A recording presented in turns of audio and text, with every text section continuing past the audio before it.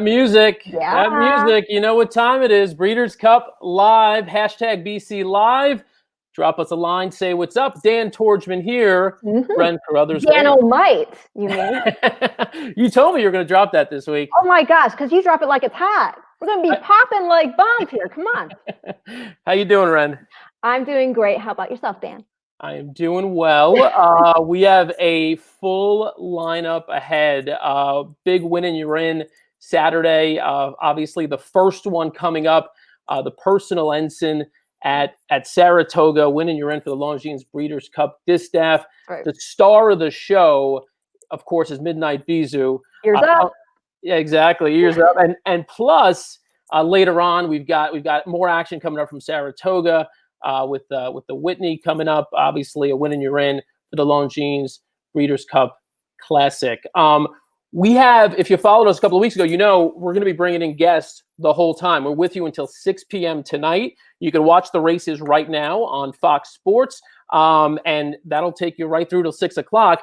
One of our first guests, in fact, our very first guest, comes to us right now, live from Saratoga.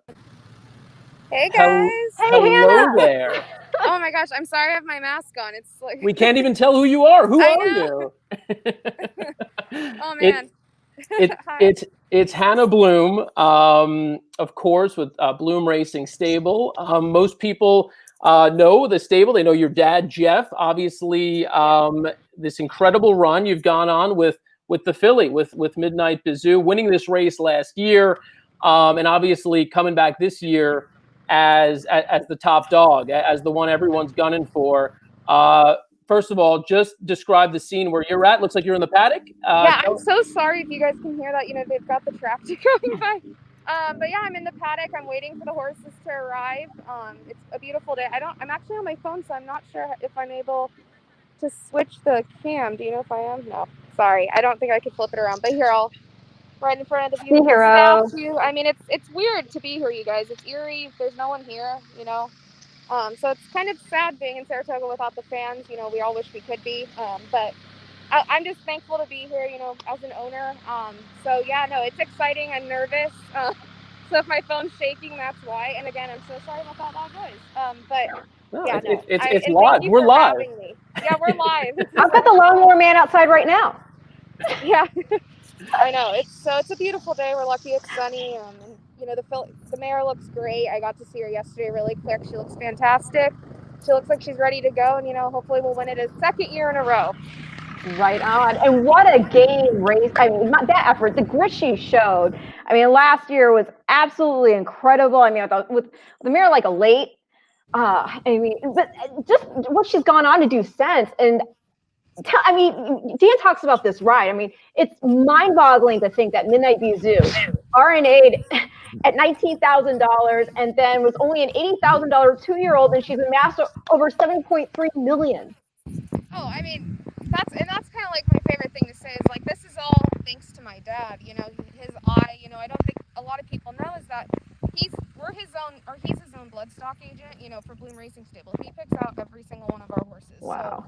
So that's, you know, it's a full operation that he does, so all the credit should go to him. And I just always remind myself, like, when he's watching these races, it must be such an amazing feeling, because he actually picked her. So yeah, no, it's amazing that she did RNA at her first sale. Well, your dad used to ride too, so yes, he was a professional jockey for 9 years. Yeah, so he's kind of done all the ins and outs of the sport. He's kind of done everything, I'd say, I guess, except training. So yeah, no, this is all thanks to him, and he's just done such an amazing job. And you know, I'm just happy for him, and we're happy for this whole experience. There's really no words. I know I'm at a loss for words, because most of the time I am, and most of the time I'm anxious for these races to get started. But yeah, I'm excited to be here, and you know, Breeders' Cup, so exciting. So it's exciting for another win and you're in. As somebody who else, sorry, go ahead, Dan. No, I was just going to say 22 minutes to post. I know Hannah has got a lot of commitments on site there. She's also shooting her own video. So we're not going to keep you for too long. Just did want to actually have you kind of mentioned that you come in as the top dog this year, whereas last year you're a little bit more under the radar, although you expected to run a big race. Yeah. Now you know everyone's gunning for Midnight Bisou. When you look at this field, have you played it out in your mind and thought, well, look, here's how the race should unfold? And is there a horse that you're scared of? Any one particular horse in this field that you're scared of when you look at it top to bottom? So I guess for me, I kind of try and not take too much of a look. And luckily, as far as Midnight, she kind of can come from behind. She can lead. She does whatever she feels, I feel, or for the jock, that's how they feel what she wants to do. And so, but I feel like as far as competition, of course, Point of Honor, I think, would be our biggest kind of competition. Of course, this is a grade 1 race, so you expect to have that kind of competition. But like I said, I think, we'll see what she can do. But I think they're about to come into the paddock, though. I see a bunch of horses making their way, so I think Very good. Exciting. Hannah, before we let you go, let Ren, you want to get the final question in here, and then we'll let Hannah go enjoy. My final question was just, Hannah is a wonderful, wonderful advocate for racing. She's so great at promoting it. She's part of the team of Grand Slam Social also on top of it, which does a tremendous job in promoting our sport. So I'm just curious, when you're so closely connected to a horse like this, just the responsibility of being her voice, what is that like for you? Oh man, it's an honor to be. Yeah, Shona's here. We're in the paddock. I was conjured. We love it. So yeah, we're here. We're ready to get these win in your in races started. But yeah, no, it's an honor to be able to tweet the following she's gained, and just the fans. There's now an Old Smoke line of the Old Smoke clothing now has a line for her. It's just incredible. So here they are. Oh. All right. We'll see if you could give us a quick glimpse of them coming in, and as soon as they do, we'll let you hop off and do what you got to do. I don't know if you guys can see anything. Can you turn the camera the horizontal, give us the landscape view, and that may help us out a little bit. I'll go full screen on this to give everybody out there a better it's shot. Upside down, I think. Oh, okay. I'm on my phone, so. Oh, never mind. All right. Sorry about that. All right, no worries. Look, we know it's a tense that this build up to the race when you get there in the final 20 minutes. We know it's kind of tense. We're gonna let you go. Good luck to you. Good luck to your dad. Good luck to the whole crew. And hopefully we'll be celebrating later tonight. Yes. Thank you guys so much for having me. Thank you. All right. Best of luck out there. Thank you. Bye, guys. Bye. Yeah, we'll see you soon. All right, there you have it. Hannah Bloom with Bloom Racing Stable live for us at Saratoga as the horses come into the paddock for the Personal Ensign Stakes.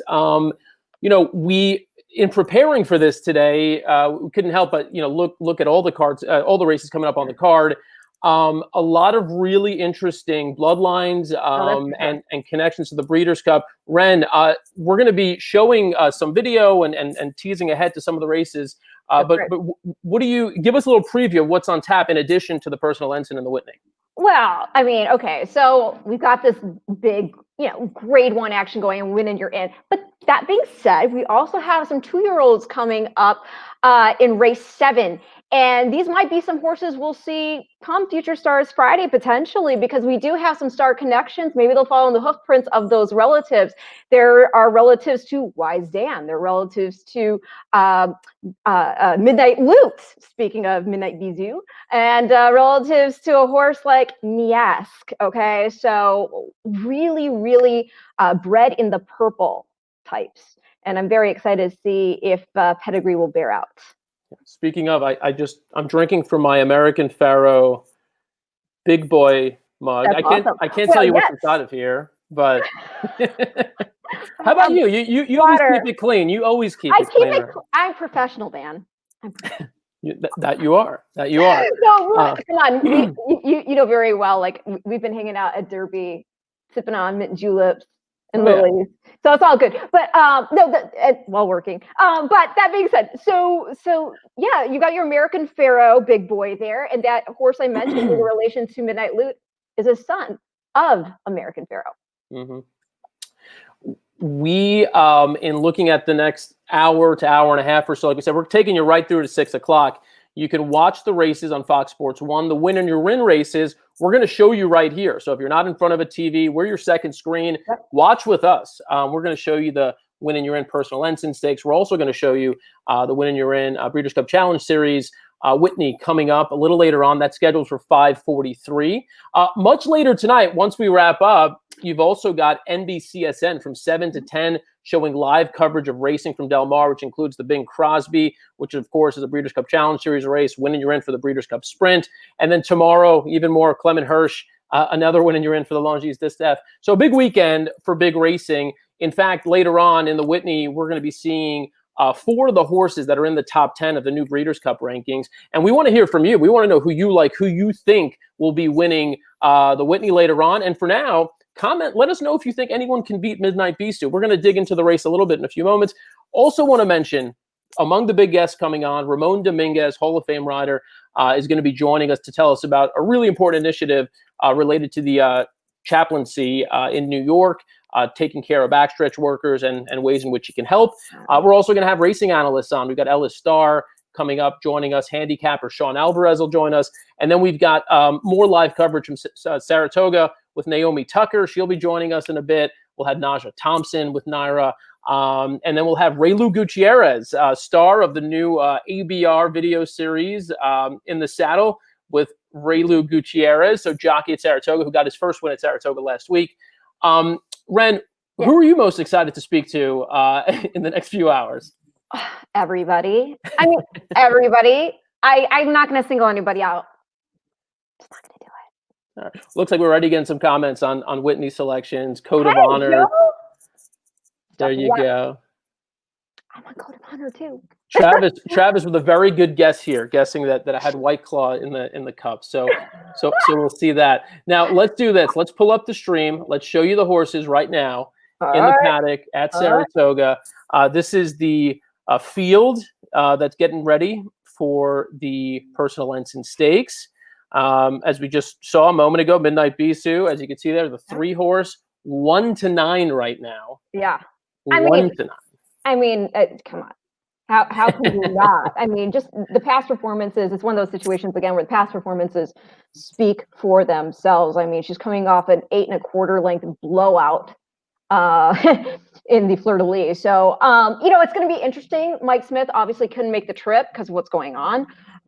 So I'm sure Santana is just like in heaven right now, knowing he gets to ride a horse like this. I mean, he rides a lot of good horses, but Midnight Bisou is going to, be one for the ages. And, if you were looking to find a little something to bolster, because obviously this is one of those ones where if we're just talking about putting down a win bet, I'm just kind of going to enjoy the race as a fan. Well, that being said, we saw Vexatious when you went to the feed there. I think she's a horse who definitely has a lot of potential. I mean, it's kind of funny. We talk about Midnight Bisou and how she RNA'd at $19,000 and then was a $80,000 2-year-old and went on to amass over $7.3 million. Well, Vexatious was a $150,000 yearling. And I mean, there's good reason. She's a full sister to Destin, who's a track record in winning the 2016 Lamb Home South Tampa Bay Derby. He was second in the Belmont's Creator, if you remember. She's also a full to Creative Cause who won the Norfolk, and he was actually 3rd in the Breeders' Cup Juvenile too, Creative Cause. So I mean, she's a really well-bred filly, and her dam Grade 1 winner Dream of Summer won the Apple Blossom. So a really well-bred filly. Of course, we can see Point of Honor. I mean, that's pretty straightforward right there. You're by Curlin, and you're out of a Bernardini mare, and her record, I mean, just last out second the Ogden Phipps to a nose to She's a Julie. So I mean, but with her, look, 15 to 1 right now. I mean, look, if you're going to take a swing, why not?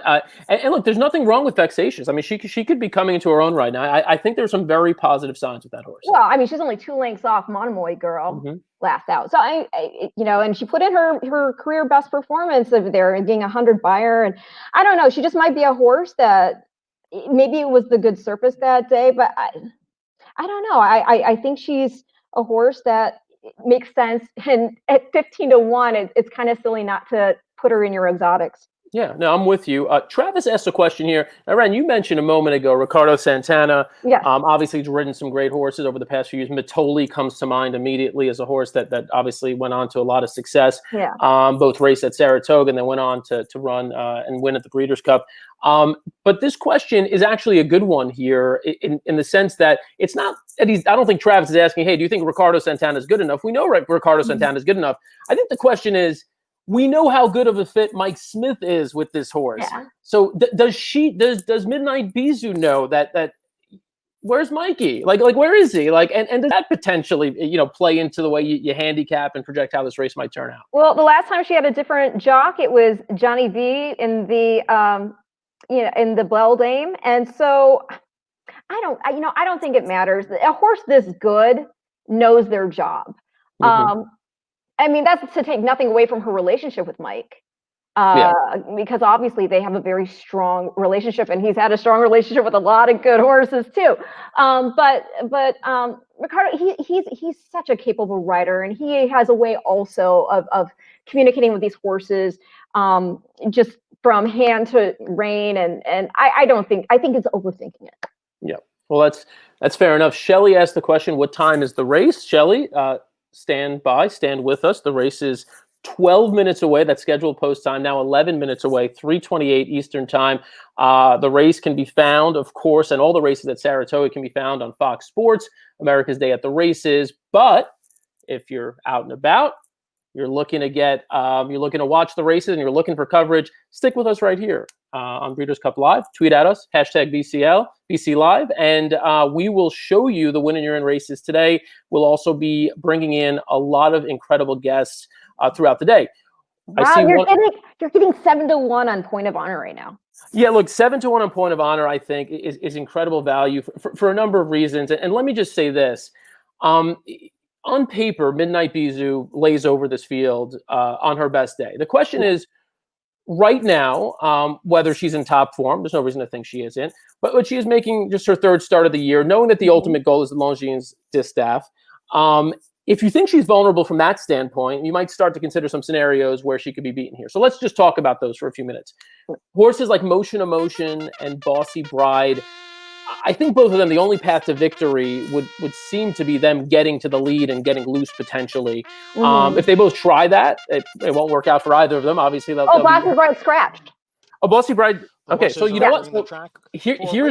So there's another dynamic. And I was going to say, even with Bossy Bride in, I was going to say that I don't think she's as fast as Motion Emotion. And I thought if Motion Emotion really wanted the lead, she could get it. So that being said, is Motion Emotion a little bit of a threat getting to the front end? And this is a horse 18-1 right now, ran a deceptively good race last out. I thought she prefers running on the lead. And she didn't get to do that in the Fleur de Lis because Serengeti Empress was in that race. Motion Emotion drew wide in that race also. They tried to raid off of Serengeti, but that's not her running style. That's not what she wanted. This horse has back class. Maybe she gets brave on the front end and shakes free, and you're getting 18-1. I mean, look, at the very least, if she's loose, maybe you mess around with an exacta. I mean, look, 1-9 is not attractive. I haven't seen the exacta probables yet, but if you're going to play an exacta, that would seem to be a logical one, wouldn't it? No, definitely. No, I get what you're saying here. And we're looking right now at Point of Honor, the aforementioned Point of Honor. Speaking of sales, she RNA'd at $825,000 as a yearling. She's a half sister to Frazette winner Wicked Whisper, by the way, who was fourth in the Breeders' Cup Juvenile Fillies this past year. And a half to Velvet Mood, who won the My Dear Stakes, which is happening today up, at Woodbine, where our friends up north are. Yeah, I mean, I think something silly might have to happen. And I think Midnight Bisou would be having to have a day that she wasn't mentally in it for this to not happen. Or, you know what I'm saying? Like, she's that classy. When you see a horse who can contend the way she has, even jumping across the ocean and putting in such a game performance in the Saudi World Cup. I mean, I don't know. She definitely is the class of the field. That is not to say, however, that something crazy couldn't happen, because we know Saratoga's reputation. Well, let me go to Tim's point here. I wouldn't bet this race for the 1-9 shot. No, I'm at the one right now. Right, exactly. So obviously, it's tough to bet unless you could come up with a scenario where you find another horse that could win this race. As both Ren and I pointed out, logically, Midnight Bisou should win this race. But let's just throw one other scenario out there. Sure. One other scenario. Sure. As we pointed out, Bossy Bride, scratch. Motion is the speed. As we know, in these smaller fields, sometimes unexpected pace duels unfold early, and sometimes horses that you might think might be at the front are sitting off just a little bit. Pace dynamics get thrown out the window in these smaller fields sometimes. 100%. Yes, I absolutely agree with you. Yes. You know? Mm-hmm. So, look, anything could happen from that perspective, but if for some reason the pace gets really hot, to the point you brought up earlier with Point of Honor, at 6-1, I mean, there are a few horses as honest as this horse is, always makes that late run. I thought Ren huge last out in the Phipps. Seems to be coming into her own. Hasn't finished worse than seconds in her last 5 starts with Javier Castellano up, and that includes 2 grade 1s and 1 grade 2. And again, 1 1/8 feels right in this spot. She was second in the Alabama and the Coaching Club American Oaks last summer at Saratoga. The Oaks was at 1 1/8. And then she also won the Black Eyed Susan, which was also at this distance. So she likes the distance. Yes, if she gets a setup, she's going to be in great shape. I think she's one that you absolutely have to consider. I agree with you. And again, to just speak to her physicality, she looks very happy and healthy out there when I saw her in the post parade. So I don't see any reason to not like her as the potential horse to foil a repeat in the Personal Ensign for Midnight Bisou. It's just hard to root against a filly like this. But yeah, I mean, if you're betting this race, I would be taking a stand from betting it and trying to be creative with the exotics, or using this, using Midnight Bisou as a free square. So. And look, and if you want to bet, keep in mind, there are a lot of races coming up. In fact, I've got a pick 5 for you that I'm going to put on the screen as we come up to the next race. And then Ren's going to go into some deep pedigree analysis for you in some of these maiden races. So we've got all that coming up. We've got a lot of viewers jumping on right now. And the timing is good. Get your PPs and pen. Yeah. What's that? Oh, I was telling our viewers that when we go to do the pedigree analysis, to make sure with their PPs, they have a pen to jot down. Yes, absolutely. Get your program out. Take notes. Like I said, it's a good time to be tuning into the show right now, because not only are we 5 minutes away from the Personal Ensign, we also have a very, very special guest in our green room that we're going to welcome in, and we're going to actually watch the race with him. And if I told you that you had an opportunity to watch the race with the Hall of Fame rider, who was a leading rider in New York for many years, who knows Saratoga like the back of his hands, you'd be interested, right? Yes, I would be very interested. All right. Well, let's just go ahead and bring him in. Mr. Ramon Dominguez. Ramon, hey! Hello. Hi, Ren. Hi, Dan. Doing very well. Thank you. Good to see you guys. Oh, my gosh. Last time I saw you was in Louisville. That's right. Yeah. Welcome to the show, Ramon. Ramon, again, we kind of just touched on some of the resume, of course. Leading rider on the New York circuit from 2009 to 2012, won 20 individual meet titles. Ramon also won nearly 5,000 races, a race or two at Saratoga, and one of those races we've got queued up.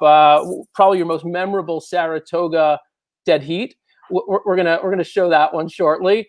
But for the moment, Ramon, tell us where you are. Tell us what you've been up to lately, and then we're going to kind of transition into some of the discussion about the chaplaincy, which we know you're very involved in. Yeah. So right now I'm at my home, which is only like 5 miles away from Saratoga, the racetrack. I actually took a visit yesterday for the first time to the track, and it was great. At the same time, it was different, not having any fans there.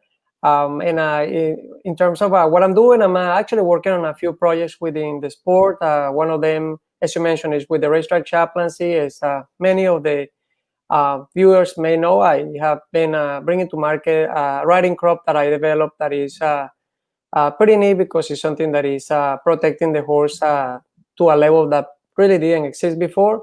But besides that, working on a couple of projects that I'm not ready to tell yet, but within the sport, which is, again, I'm heavily rooted in love this wonderful family. Aww. So good at marketing too, because he gave us a little bit of tease there. So he knows how to kind of get us to hook us in. We're going to talk about the work with the chaplaincy in particular in a few minutes. We know though that you do, although you're not, you're not sitting there with the PPs and handicapping like you used to before you ride races. You do still follow the circuit. You follow racing the big races. As we know, Midnight Bizou is about to run here in a few minutes. What are your thoughts on her and how good she is and potentially, we brought up this discussion whether she's vulnerable in this spot. What do you think? Yeah, so let me first give you a quick disclosure that it's important that although I did a lot of handicapping for many years for the race, you don't want to hear me giving you advices to what horse is going to win for betting purposes. But putting that aside, this is a race, as both of you, I heard you prior to you bringing me on, that this seems like a race where Midnight Bizou should certainly win. I don't really see anything to say that she's vulnerable in this spot. Anything can happen in horse racing, as we all know, and that's why they run the races. But certainly, she looks like extremely strong in here. Yeah. Well, to the earlier discussion, did you hear when somebody asked the question about, is it overthinking to think about a jockey change making the horse vulnerable? For you as a rider, is it upsetting for a horse who's had a relationship pretty steadfast with one rider, even when they're a great horse, to have a new rider come aboard? Yeah, so I did not hear the question. That was prior to me coming on. And so there are pros and cons to having ridden the horse before. The pros are obvious. You understand the horse, you have ridden him, perhaps you have made some mistakes and you have the opportunity to correct it. But at the same time, I'll tell you from my own experiences, is a lot of the times, the best time I rode a horse, it was the first time I rode him. Really? And just kind of knowing without having much information sometimes is something that is good. You just focus on connecting with the horse in the moment. And in the post-parade, believe it or not, in those few minutes prior to the race, you get to learn a lot about the horse, and vice versa. The horse gets to know about you. There you go. That's great insight right there from Ramon, and I think that answers the question. No reason for us to speculate when we have a Hall of Fame rider to just actually ask the question to you directly. Exactly. So very, very. I'm glad that Ren, that you brought that up. We've got about a minute until post time. Horse is headed to the gate. Just to remind you what's at stake here in the Personal Ensign. This is a win in your Ren, of course, for the Breeders' Cup Longines Distaff. Automatic entry into the Distaff on November 7th. $60,000 in entry fees paid by the Breeders' Cup, $10,000 award to the nominator of the horse, and the $10,000 travel allowances for any horse that's stabled outside of Kentucky who might win, and then target the Breeders' Cup. So a nice day on top of the payday, on top of the purse here at $500,000, big money at stake. Ramon, talk about that in particular. When you think about riding at Saratoga, I mean, stakes are always higher at Saratoga. The money aside, I mean, just the electricity and the energy there. Yeah, that's it. Yes, and of course, I mean, you asked this question to a few jockeys, and perhaps you're gonna get a different answer. For me, certainly the big race was extremely important, and there was a lot of positive anxiety, but it wasn't necessarily because of the money involved. It was just the prestige of the race and the preparation. So by winning any race in Saratoga is just incredible. So especially a big race like this. So this is an amazing day, and these guys have put a lot of time to get into this. So they are certainly trying to zone in and minimize any errors that they can be making. Yeah. So we are getting close here to the gates springing open for the Personal Ensign. We have the audio for this race too, so we're going to let you hear the race. Ramon, we learned a few weeks ago that when we speak over the race, we thought people would be happy to hear our analysis live. They don't want that. They just want to hear the race call. They want the race call. And I think that we all can understand that. Yeah, of course. So I'm going to go ahead and pipe in the audio here. Ren, of course, if you don't hear audio, let me know. I hear it, so we're good on that. Okay, so let's just all sit back and enjoy the Personal Ensign. And they're in the gate for the Personal Ensign. And they're off. Midnight Bizou came away well, but it is Motion Emotion who will grab the early lead. Vexatious on the outside of Midnight Bizou. Abounding Joy is down at the rail. And the early trailer will be Point of Honor in fifth. And the fillies and mares go around the clubhouse turn. And the leader is Motion Emotion in front here by 3/4 of a length. Vexatious on the outside in second. Abounding Joy is down at the rail in third. And then the big favorite, Midnight Bisou, on the outside in fourth. It's a break of 2.5 lengths back to Point of Honor in fifth. And the opening quarter mile was running 24 seconds, and they've reached the backstretch. Motion Emotion is the pace setter here and in front by a length. Vexatious tracking in second. Midnight Bisou on the outside of Abounding Joy. Those two are heads apart, third and fourth, and Point of Honor continues to trail. As they continue up the backstretch, the opening half in 48 1/5 seconds. It is Motion Emotion by 3/4 of a length. Vexatious on the outside in second. Midnight Bisou now begins to move on the outside from third. Abounding Joy is down at the rail. Point of Honor is in fifth, 4.5 lengths off the lead. Motion Emotion and Vexatious, the two of them are right together. And now Midnight Bisou is moving up on the outside. 3/4 went in 1:12 and 1.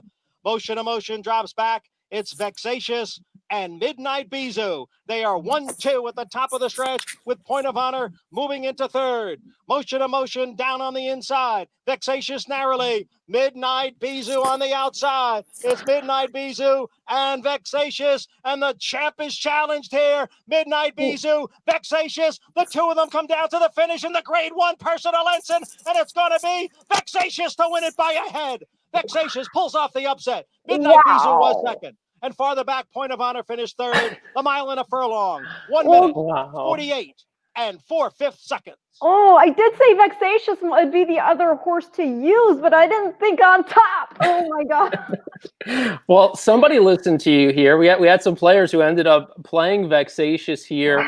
Obviously with Midnight Bisou, nice payday if you were there. 9 to 1. Yeah, Go ahead. I was going to say. I want to need a reaction as a jockey what he saw there, because she just kind of would not go by her. Did she look a little tired? Do you fatigued just from? Yeah, so it's really hard to tell because if you are focusing on the winner, it seems like, well, she really couldn't go by her, or she maybe got a little tired. But when you put it in a greater perspective by looking at all of the participants, they're drawing away from the other fields, even though it was a short field. So who's to say? I mean, there are so many scenarios. Perhaps she could have bounced today. I'm talking about Midnight Bisou, and clearly the winner maybe ran her race. I am, of course, although people sometimes feel like jockeys are jockeys, I have to say I have been for a long time a big fan of Jose Lescano. As amazing as he has done, I think that he still is underrated. He's an incredible jockey, especially on the turf. All this was on the dirt. I mean, he's a red hat right now, him and Rosario. So, but anyways, they certainly seems like they ran their race. I mean, they were, as I said, drawn away from the rest of the horses or the fillies, but perhaps it wasn't her day today. Well, I'm sorry, go ahead. No, sorry, Ren, go for it. I was going to say, well, we've seen Secretariat lose at Saratoga, Vero, and now Midnight Bisou. Yeah, it happens, and you know, Ramon mentioned Jose Lescano, big win for him. Also a big win for Jack Sisters, who's yeah, for sure, a younger trainer who's been just absolutely red hot. His barn sending out big horse after big horse. And Ren, like you pointed out, I mean, you nailed it. This horse is just coming into her own, Vexatious. I mean, I think, to me at least visually, this was more a testament to Vexatious than it was anything that Midnight Bisou did not do. You know, I thought she ran incredibly well. Also, Ramon, in terms of fractions, I mean, obviously fractions and splits are very important. When you see 24 and a little bit of change, 48 and 1, they weren't going all that fast. And obviously Vexatious had the benefit of having a couple of lengths on Midnight Bisou turning for home, and perhaps that made the difference. Yes, and you can kind of overanalyze the race and say, well, perhaps like you said, do you see that? Well, because we saw, but I think Lescano did everything he could to pull her off Midnight Bisou here. In fact, he probably took more momentum out of his own horse than he impeded Midnight Bisou, I would think. What's your opinion, Ramon? Yes, I mean, we'll have to watch the head-on to see. But what I was saying about that we can say that Vexatious was in the right spot and maybe got the corner and so on, but I feel like Midnight Bisou was reading perfectly. Dan, you were talking about the fractions, and I was paying close attention, and this is very much what you would expect, regardless of the distance with these type of horses. And I actually was surprised when I look at the second quarter. I thought it would be, or the half mile, I thought it would be quicker, because I saw that Javier was already moving his hands past the, coming to the 1,000 meter or the 5 furlong, and it's sort of a. He was going a little bit with the right hand for a second, and then she just kind of over-corrected what he was asking for, and so then he had to pull her. Look, my quick take on this, and I know floater, and it backfired. I know the fans. If you're sitting back and watching, I know the fans want Midnight Bisou to be moved up here. To me, Vexatious does come out a bit there, but that's I think that's race riding. You tell me, Ramon. Exactly. No, I agree with you. But Ramon's opinion is going to be. Well, my opinion is an opinion. I'm not a steward. If it was my decision, I would say that she certainly came out, but when you look at, there was really no contact, and she didn't really interfere with her. So you can make a huge change in terms of coming from the inside out or vice versa. But if you're not interfering with the other horse or crossing its path, I think that is, and I don't think that there was any action here that led to Midnight Bisou diminishing her chances the last part at all. Just the best horse won the race today.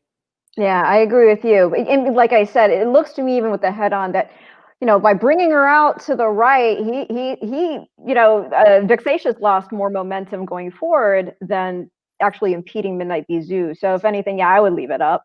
Great point. Yes, I agree. We do have viewers chiming in with opinions, of course, in this incredible game of opinions. I'm sure everyone out there has a take. Travis expects no change. And then look, you've got the complete opposite of that opinion from Bruce, saying she did carry her out several paths. And that's the thing. These decisions oftentimes are fairly subjective. But when it happens in a race of this magnitude, obviously everything gets a little. Look, now, regardless of what the call is, we're going to remember this. We're going to remember that there was the inquiry, and did Midnight Bisou get moved up because of it? Did she not? I'm watching on another screen here. It looks like Jose Lescano is. I mean, he's standing next to Vexatious as if he's expecting to just hop right back on her and go get his picture taken. But I still see they're still showing. And again, I'm watching the Fox Sports screen here. I see Ricardo Santana also standing by the rail. Ramon, these moments here waiting for a ruling, what goes on inside as a jockey? Well, there's a lot of thinking, and although it may be 3 minutes or 5 minutes at the most, it seems like it's an hour. You're just waiting for your number to come up. They defend themselves the best that they can, talking to the stewards and basically telling them it seems like the Ford was the winner, which I think it was the right thing. Yeah, so there we go. I mean, look, in a big spot like this, again, I as a fan, obviously, we all, love the Midnight Bisou story, and it'd be great if she won.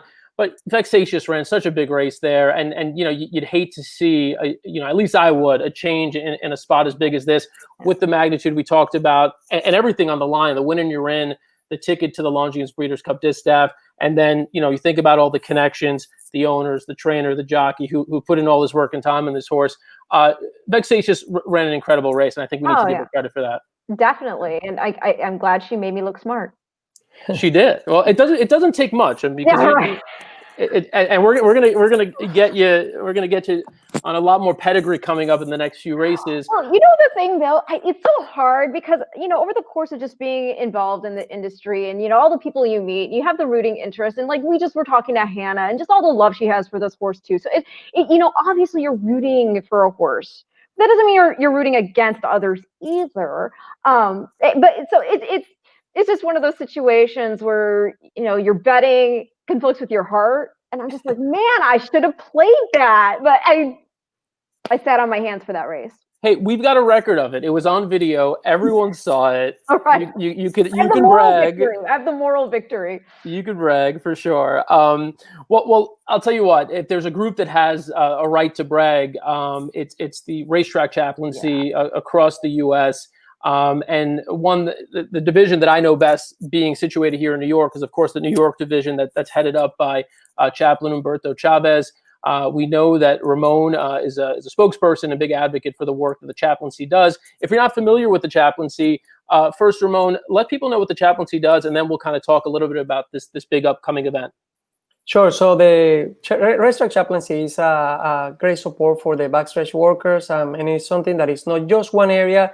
Right away, when people think so, the racetrack chaplaincy, they think about services, bringing Christ to them, which of course it is a big part, but also they help with the emotional aspect and the psychological and the physical needs and many different things that sometimes we take for granted. But these individuals are not only busy. And when I say this individual, I'm talking about the grooms, the people who take care of the horses, but also they have been so devoted to taking care of the horses that a lot of times simple stuff they really don't know. So the chaplaincy is there to support in many and every way that they can.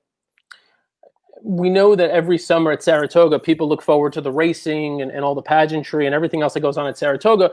But the chaplaincy looks forward to Saratoga too, because that's where the two biggest chaplaincy events every summer happen in New York.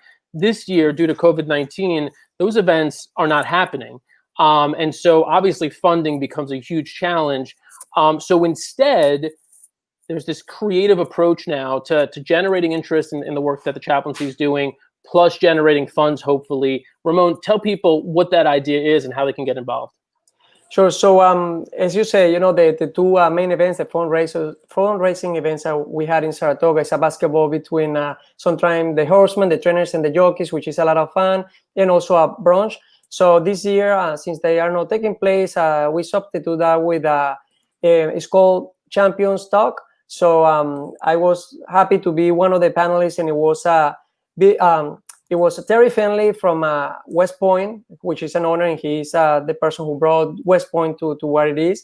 And we had Angel Cordero Jr., Del Romans, and myself. So we basically share stories, and it was an incredible time listening to these guys, especially the one who have been participating directly in the sport, which is Del Roman and Angel Cordero. They did an amazing job at just sharing stories and talking about their old days in racing. And of course, the moderator was Tom Durkin. So this was a lot of fun. And this is something that is going to air on the 5th, so next Wednesday. And I think that a lot of the fans and people who enjoy the sport will also enjoy this little panel that we had. Very good. We're looking forward to that. Ramon, you've been incredibly generous with your time. Before we let you go, just let people know year-round what they can do to support the chaplaincy. I want to mention the website here, and I could put it up briefly so that people could have it here. It's rtcany.org.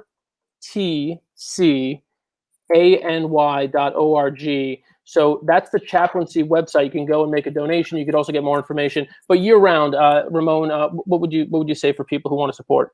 So it is great if they go to the website as well, and they can check it out and see all the great work that the chaplaincy does. Because, for example, they support or they have programs for not only the families, the kids, the moms, and so these fundraising events are extremely important so that we can have the continued support to our backstretch families. And so once that they learn, they probably can see where they fit in, whether it is donating their time, donating their money, or sometimes donating some of their goods. But there are several ways. But I think it's great when the person has a better understanding of the dynamics between the chaplaincy and our backstretch families. I wanted to very quick also for those who perhaps want to just call and find out more or make a donation over the phone. The phone number is 516-428-5267. All right, 516-428. Give me the last four numbers again. I'll put it up on the screen in a moment. 5267. Okay, all right. We'll get that up. We'll post it a little later in the show for people who missed this portion of the show. We'll put it on later on. Ramon, we don't mess around here. We say we've got Hall of Famers, we've got big names. We do. We have another Hall of Famer standing by. We're going to give you a chance to say hello to him. I see him in the green room right now. We're going to hopefully bring him in. Shug, do you hear us? We do. All right. You hear me? We hear you. We got Ramon on here. Say hi to Ramon. Look, it's a miracle where you can hear me. Hello, Ramon. How you doing? Hi, Shug. I'm doing very well. Thank you. Good. All right. I'm so excited. I mean, my gosh, we're going from Ramon to Shug McGahey. I mean, what I'm fangirling out all day today. Ren is fangirling out, absolutely. All right, Ramon, we'll let you go. Enjoy the rest of your day. Thank you for so everything much you're for your doing, time. Ramon. Thank you. Thank you, guys. Thank you so much. Right. Bye, Chu. All right. All right, Okay, Shug McGay. Ren, take it away. I know you've been looking forward to this segment more than anything You else. have no idea. Okay, so first of all, I am a huge fangirl of Shug McGahee, period. Okay, you trained my all-time favorite female racehorse, whose namesake race was just run, the Personal Ensign. You trained another one of my all-time favorite horses who won the Whitney, an Easy Goer. And those two got together and they trained, and you trained the progeny in My Flag, who ended up being just a stellar racehorse, who then produced Storm Flag Flying, who ended up being a champion 2-year-old. So my goodness, like, to go back to Personal Ensign herself, not only was she, a dominant in her own gender, but she had beat Gulch in the Whitney Stakes in 1988, and that was before going on to win the Breeders' Cup Distaff over Winning Colors. So what's it like for you to see this namesake race and the horses who have won it, in particular, Midnight Bisou last year, that performance she put in, and then what we just saw now with her just falling short of getting to Vexatious, just all of it. I want to know all of it.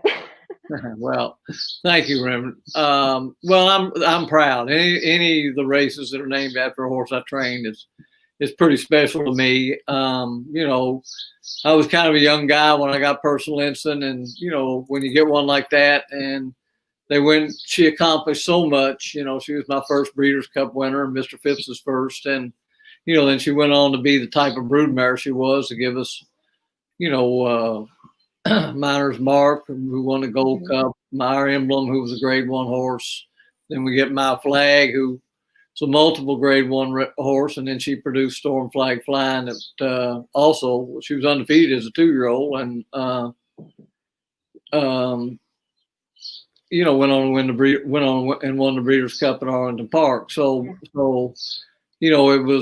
was the lucky guy. I was there at the right time, and got Personal Ensign, and then I got to enjoy her, and then I got to enjoy what she gave me.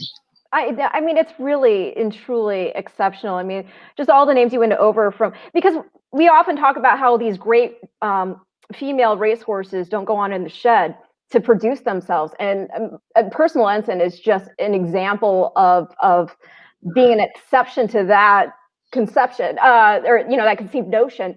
I mean, like you were talking about with My Flag, and the other reason My Flag is just dear to me because she's a daughter of your other champion and Easy Goer. And but just the fact that then Storm Flag Flying, like you mentioned, she won the Breeders' Cup Juvenile Fillies, and then she was still good later, and she nearly won the Distaff. She lost to a Shadow, but ran second that day. It's got to be really rewarding, like you're talking about, not only training a horse like Personal Ensign, not only training Easy Goer, but then seeing their progeny like bear that out too.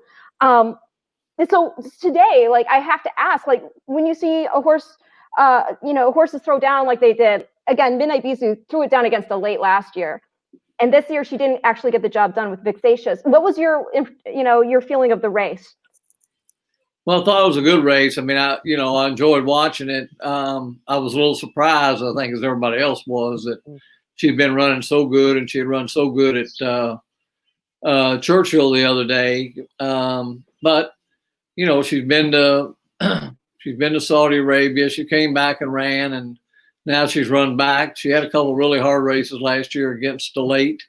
I can look back when I won this race with Persistently and beat Rachel Alexander. Well, I didn't beat the same Rachel Alexander that won the Woodward the year before, but I think that race probably took a lot out of her. But we were sure happy to win, whether it did or not. But I remember in the paddock, I just wanted to stop and look at Rachel Alexander going around there, and I got a kick out of that. But it's an honor for me to have been able to train a filly like that and her offspring, and for the Phipps family. Mr. Phipps was wonderful, wonderful, wonderful man, and wonderful to me. And he loved his fillies. They were the ones that were right on top. So when we got her, that was even more special to him. I mean, he liked them all, and he liked as all of us, he liked the good ones better. But when they got up into that stage, he really took a lot of pride in what he was doing in his breeding program and his horses. Well, Dan has something that. Well, I want to show something more than say something, because I showed this video to Ren earlier today, and I'll be honest, she got a little emotional. I did. We've got a little video. It's part of a collaboration between America's Best Racing and Breeders' Cup, looking back at some of the greatest races of all time in the Breeders' Cup. The 1988 Distaff, of course, goes down right at the top of that list. It's called Fantastic Finishes. Want to give you a little preview. It's about a minute video. We'll show it to you right now. Enjoy. She will certainly take her place in history as one of the greatest fillies of all time. At 12, and they're up in the Distaff. The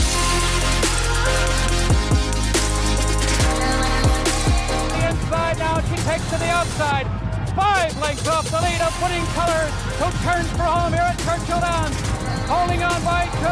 Goodbye Halo is charging hard. Here comes Personal Ensign, unleashing a furious one on the outside, but it is still Winning Colors. Goodbye Halo. Personal Ensign is 6/8 of a mile from the wire. Winning Colors is there. Personal Ensign, a dramatic finish, and here is the wire, and it is Personal Ensign there with Winning Colors. She certainly proved herself a champion this afternoon. I love her so much. Yeah, I mean, watching those videos. I mean, yeah, go ahead, Chig. No, that was, that was quite an afternoon, because we had Easy Gore in the 2-year-old race, and he was second in the mud, and then she came up and, she looked hopelessly beat, and she won. And believe me, it wasn't anything Randy did or wasn't anything I did. It was what she did, and that's what they said about the determination and the kind of the highlights of that. And it was a thrill, because she was going home the next day. I told him, I said, I've done all I can do. And so it was a thrill to get that, not only to get her 13 for 13, but see Mr. Phipps win his first Breeders' Cup, and with a filly that he adored. And, then we came back in the last race of the day and got beat like a half a length in the Classic to Ali Sheba. I'll never forget walking back around the racetrack. It was dark and snowing and sleeting and cold and wet. And I kind of had my head down a little bit, and I heard a voice behind me go, "What kind of day did you have, boy?" And I said, "Dial 11 was 2 seconds." He said, "Boy, you had a good day." And I looked back, and it was Mr. Whittingham. And I'll never forget that as long as I live. It was a good lesson for me as a young guy, because I was wanting to hang my head because I didn't win them all, but that didn't happen. Well, who knew what would happen just that next year with Easy Goer and Sunday Silence then, right? Well, that was quite a series too, and I have to say that he made it fun for us too, because I was the little guy on the block and he was the master. And I know when he won the Santa Anita Derby, I think I was running to Gotham maybe at Aqueduct, and they were asking me, and I said, "Well, I wish that guy wasn't training him. I wish somebody else was." But it was a fun time. There was, I don't think Easy Gore got a hold of the track at Louisville that well that day, not making excuses. And then we got beat an inch in the Preakness, which was another great race. Won the Belmont. And then when we got to the Breeders' Cup, when they had the draw, we drew the inside, Sunday Silence drew the outside, and he kind of said in the little press thing that he said, "Well, I think I got the best of Sugar on the draw," and I think he did. If you watch that race, we kind of ducked to the inside and sort of lost our position, and he had position, and we started down the backside, and we started picking them up, and Chris was riding Sunday Silence. He said, I heard somebody coming, and I didn't have to look over my shoulder. I knew who it was. But it was just, for a young guy to be in that position, it was a thrill to me. Still is a thrill. I'd like to have the opportunity again. And, you learn a lot from that stuff too. What works and what doesn't work, and, that they're not going to win all the time. What would you say is is maybe something you took to heart most being around champions like this? I mean, I should mention really quickly to those who somehow do not know, Personal Ensign, Hall of Famer, 13 for 13 over her career. She's all guts and glory. Easy goer. I mean, this is a horse who put together such a, I mean, the companion, I mean, everything aside from Sunday Suns, because I think it kind of gets lost in the conversation. I mean, let's talk about the 3-year-old campaign and winning the Belmont Stakes and then going on after the Belmont. I mean, what he strung together with the Whitney, the Travers, the Woodward, the Jockey Club Gold Cup. I mean, it's unbelievable. And then something else I think people don't get is that he did this all with like a clubbed foot. His confirmation on that front foot, right, wasn't the best. And his whole in front, his whole confirmation wasn't that good. And I remember when we went and saw him as a yearling, you know, he was out relaxing, and that was one of Mr. Phipps's favorite mares. She was a champion, and you know, we left there and we were flying home, and he said, "Well, I guess the relaxing is the best." Well, I wasn't going to argue with him, you know, but I was thinking to myself, I said, am I going to be able to get into the races or not? And you know, he was one of those horses who was athletic enough to where he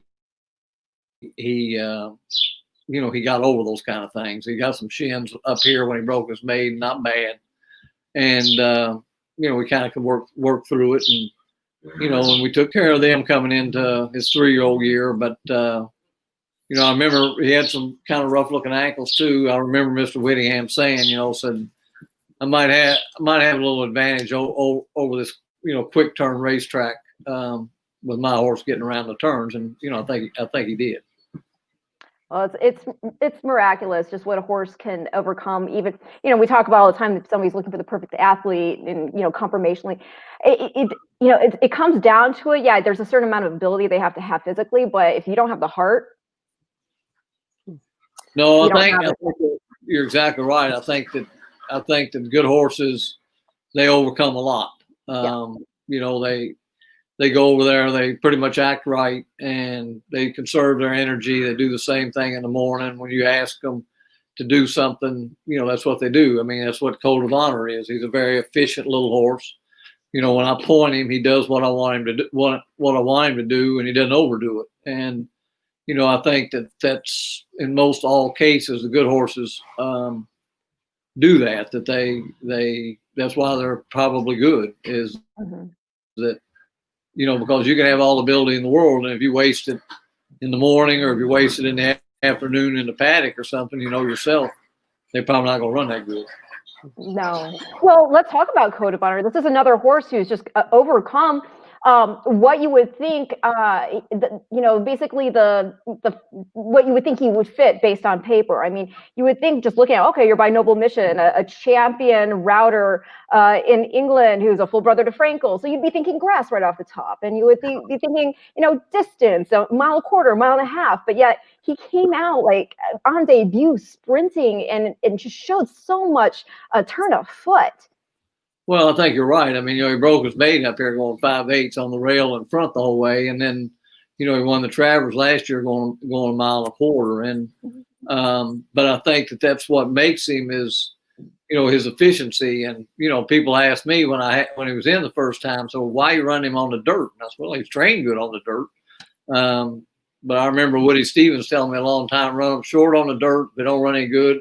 Run them long on the dirt. They don't run any good. Go to the grass. So we haven't had to go to that option yet. But you know, he's been a really, really fun little horse. He's a fun horse to train. I look forward to running him because most instances he runs his race, and you know, I'm looking forward to this afternoon.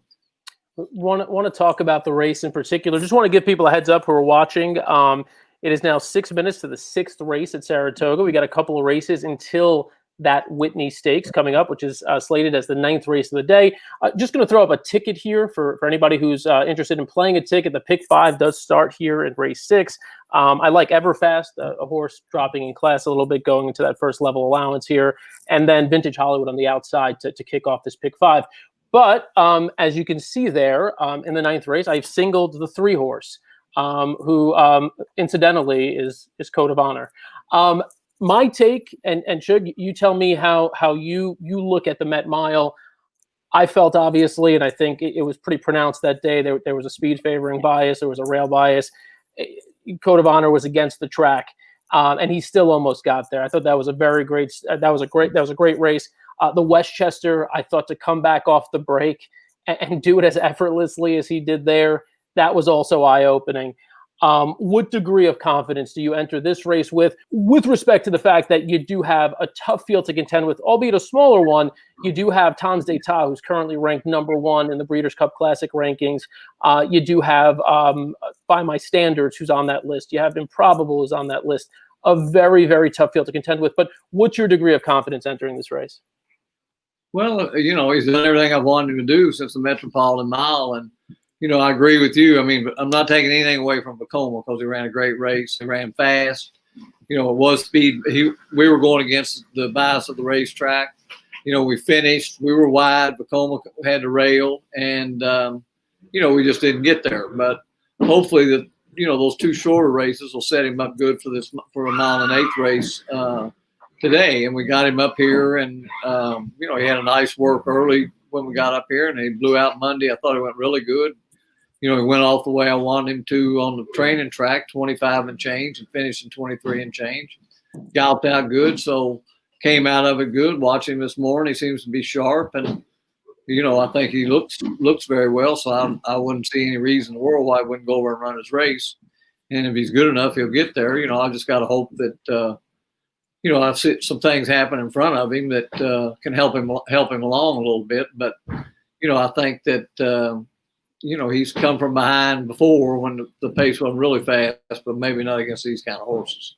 What's it like for you when, we were talking about when you do see these short fields, and obviously then pace, you're just kind of like, okay, well, funny things can happen, obviously. But you've been there before, because Personal Ensign, when she won the Whitney, there was Gulch and one other horse. Yeah, well, and they rode around in the middle of the racetrack. So,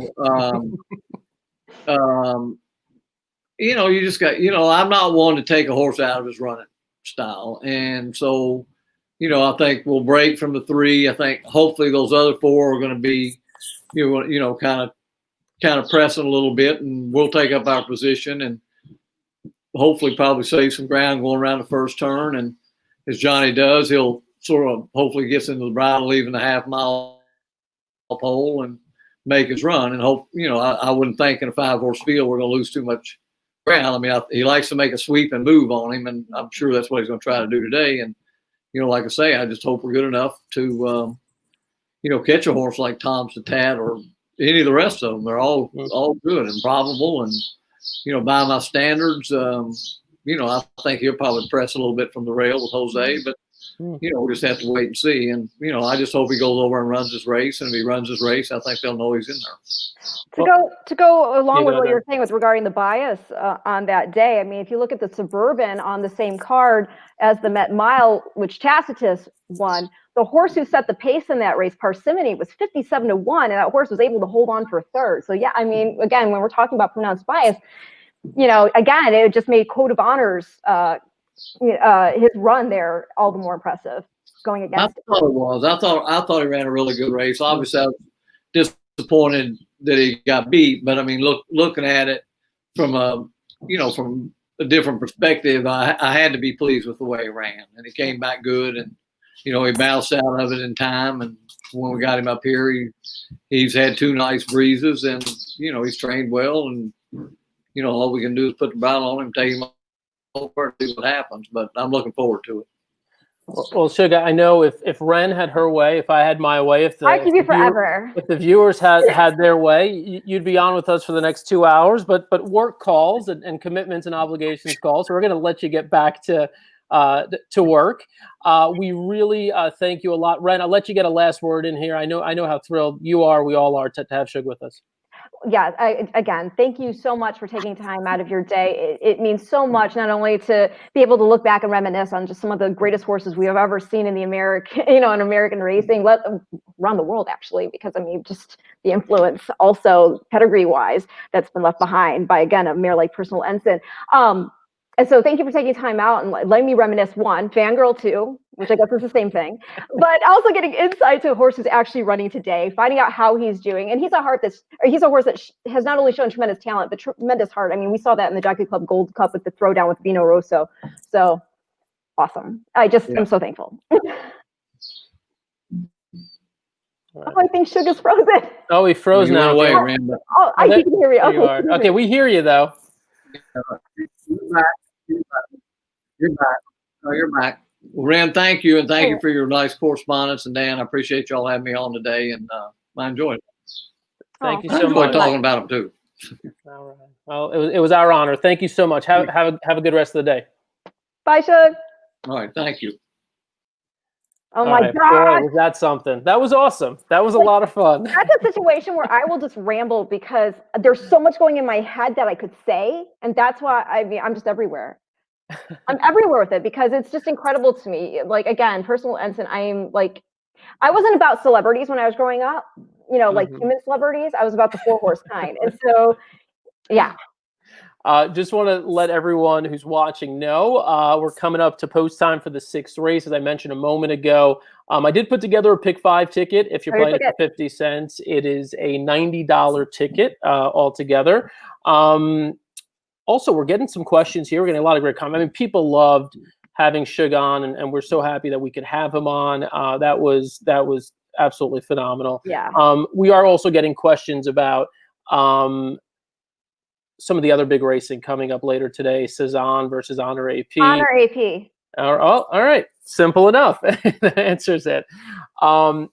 And as we mentioned, stick with us because we have, and we're going to continue to bring you coverage leading all the way up to and through the Whitney Stakes coming up at about 5:43, I think is the time that we talked about for post time. And if you are looking for the racing live now, wanted to just play a quick video here to tell you where you could watch some more racing on this spectacular Winning You're In Saturday.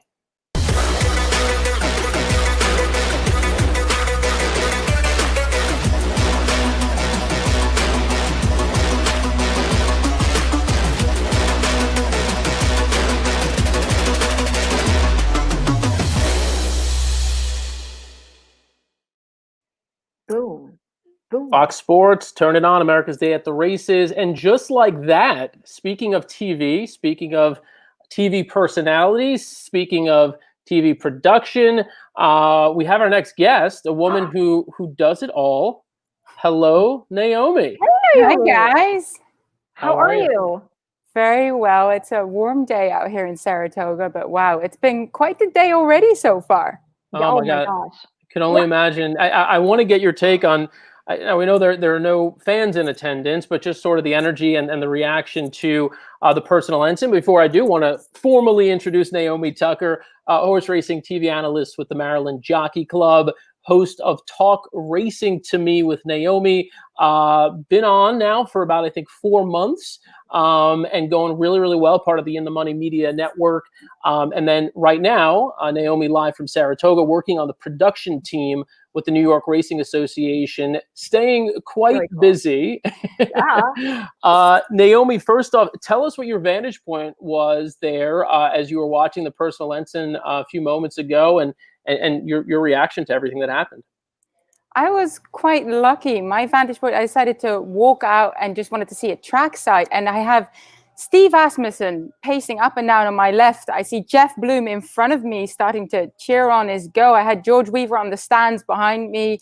I mean, it had my heart rate going. It looked to me as she was going past me, I was about a furlong out from the finish line, that she was going to have the momentum to get Vexatious, but she did it. And I mean, I'm incredibly pleased for the connections. Jack Sisterson's first ever Grade 1 win. Jose Lezcano, incredibly good ride, really good horseman that goes, well, relatively speaking, quite under the radar here in this incredible jockey colony. So, of course, a couple of tense moments afterwards. I walked to the winner's enclosure and then everyone was, quite on their toes. And there was a sight of relief in a way that they stayed up. I do personally think it was the right decision. I did see the replay a couple of times and indeed Vexatious did move over. But as a true European, to me, the margin was too big and there wasn't that much effect. So I'm happy that she stayed up.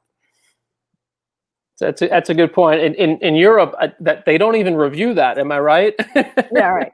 Probably not. I mean, they have a look at it. Of course, they have a look at everything that is going on. But in terms of the rules and the regulations, they would say the best horse win unless there's something that, really warrants interference in terms of dangerous riding or really horses that are getting severely impeded. And that wasn't the case at all here today. So to me, it was the right decision. But I walked back to our trailer afterwards and it was a lively discussion. We had about 50-50 go, no, she should have stayed up, and no, should have been taken down. So it's been a lot of fun already. Naomi, obviously our viewers are very perceptive, and I think just by listening to you, they've deduced that you're not from North Dakota. You're not even from California or New York. Tell us a little bit about your background and your love for racing and how you got involved in it. I'm indeed not from the United States, although I actually had someone today saying, oh, are you from Saratoga? And I had to do a double take because I thought to myself, how can I be from Saratoga? No offense, beautiful place. Would be very proud to be from Saratoga. But no, I'm from the Netherlands and I got into horse racing via pony racing. So kind of sort of a random way of getting into it. I used to ride pony races. I was an exercise rider myself for 7 years, breaking in yearlings, breezing 2-year-olds. I did that in Australia, in England. I did a couple of months in Hong Kong. It's been a really wonderful journey. And I did the Godolphin Flying Star, which is even cooler. You get the chance to go just about everywhere. And then I fell in love with the United States racing scene when I saw Justify win the Triple Crown. That was my first time attending Belmont. And I ended up joining the New York Racing Association production team. And then whilst I was there, I got the opportunity to also work with the Stronach Group in Maryland at Laurel Park, which has been a phenomenal springboard for broadcasters. So I feel very fortunate to be in that position. That's awesome. Ren? Yes. Are you curious about, so I know you're going to give us the pedigree analysis for the next race, the 7th race on the card. By the way, for those of us, for anyone who punched my ticket in, good news, we're alive. We were too deep. Everfast showed that class on the cutback, drew off nicely, won easily. So we got 4 legs to go. We're also single to Code of Honor. Look, these are the races I'm scared about, these maiden races, but Ren's going to help me. I'm going to help you, so don't worry about it. And but he also, because I would hate not to give you some other information because I already did the work. Everfast, we have a Breeders' Cup connection to Everfast. And that is the fact that, yes. So Everfast, the dam is a full sister to 2004's Breeders' Cup Juvenile Champ, Wilco. You're all over it. You're all over this. So but he won a huge price at 28-1. And second that day was a Fleet Alex, because your favorite that day was Roman Ruler, who did not run that well that day. Just letting you know. And that was with Tori, by the way. Wilco was with Frankie. Yeah. Look at you. Look at you. You're just rattling the stuff off like nothing. It's just all in here somehow. Naomi, we know that you've got to get back to work soon, so we're going to get a couple of quick opinions from you. Yes. Let us know if you've got an opinion in this upcoming 7th race, a nice field of 2-year-olds. We've got about 25 minutes to post or so, and then obviously we want to hear your take on the Whitney. Well, first things first, of course, I love my 2-year-olds. That's what I did for about 5 years, breaking in yearlings and educating 2-year-olds. So I absolutely love the 2-year-old races. Unfortunately, I'm not sitting in the paddock, as you can see. I'm sitting in the Hall of Fame, which is pretty cool in itself. Wouldn't be possible if there was actually people at Saratoga. It'd be quite crowded. So normally I'd love to go into the paddock and have a look at them, because really the physical is something that I very much go on when it comes to 2-year-old races. But as you mentioned before, you go on pedigree a lot as well, and on Trainers Connection, and on possibly jockey. So I ended up going with the horse that actually had a start before in this race, the number 7 King of Miami for Wesley Ward, who had a first to win here yesterday. Now that was on the dirt, 5.5 furlongs. Was actually at the barn 2 days ago there. And I know that some people said, oh, Wesley Ward hasn't been hitting as much as he normally does. But, he's still there, and he still knows how to get the 2-year-olds ready. And I do like that last run. It was a muddy track. The horse, King of Miami, broke from the outside. He was hard ridden to move forward, so really aggressively ridden to get the speed, and it was a speed duel all the way. And I do like to see horses get that experience and show that they have a bit of heart, have that tenacity, and want to win and want to put their head in front. Now, he didn't get his head in front there, but do you think Jose Ortiz back on board was leading riding here yesterday? I think he's now possibly tied with his brother. I rather tease after a couple of wins here today. Don't quote me on that one. I think they're now tied. It's so one or the other will win the meet. Right. It's always they finish 1-2. Yeah. They take turns beating each other. So exactly. All right. So King of Miami, and I know, again, as I said a moment ago, when Naomi hops off in a few moments, we're going to get some perspective from Ren on some of the pedigree and the Breeders' Cup connections. Naomi, quick thought on the Whitney. How do you see that race unfolding? I mean, it's a field full of quality. So you can make a case for a fair few of the horses. And normally I always try to go and beat the favorite. I love to try and find an angle that makes me sound really clever and get you guys great value. But I find it really hard to look past Tom's Day Tat. Now, I did like Code of Honor but underneath him, but I really think Tom's Day Tat, he's just been ultra consistent. I was at his barn a day ago as well. I had a chance to speak to Al Stoll, and he says he's a man now. He's really filled out. He's just full of muscle. And if you look at the way he races, he shows early speed. He's quite flexible in his running style, which really makes him suited to this field of 5, which can be quite a jockey's race. But this horse would help Joel Rosario in any way he can. So I find it really hard to look past him. Yeah, he's a great example. He's a great example of, you never know how good a horse might get if you just let them keep going. Yeah. I mean, 7-year-old now. Yeah, exactly. Naomi, let people know once Saratoga wraps up, where they could find you, where they could expect to see you, and where, if they want to catch you on social media or if they want to check the podcast out, let them know where they catch it. Yeah, so after Saratoga, I'll be joining the on-air team at the Maryland Jockey Club again. So we'll be at Laurel Park, and super exciting, of course, the Preakness coming up in October at Pimlico. I'll be joined by Acacia Courtney, who's here on Fox Sports as well. So lots of fun, such an exciting time for me to look forward to.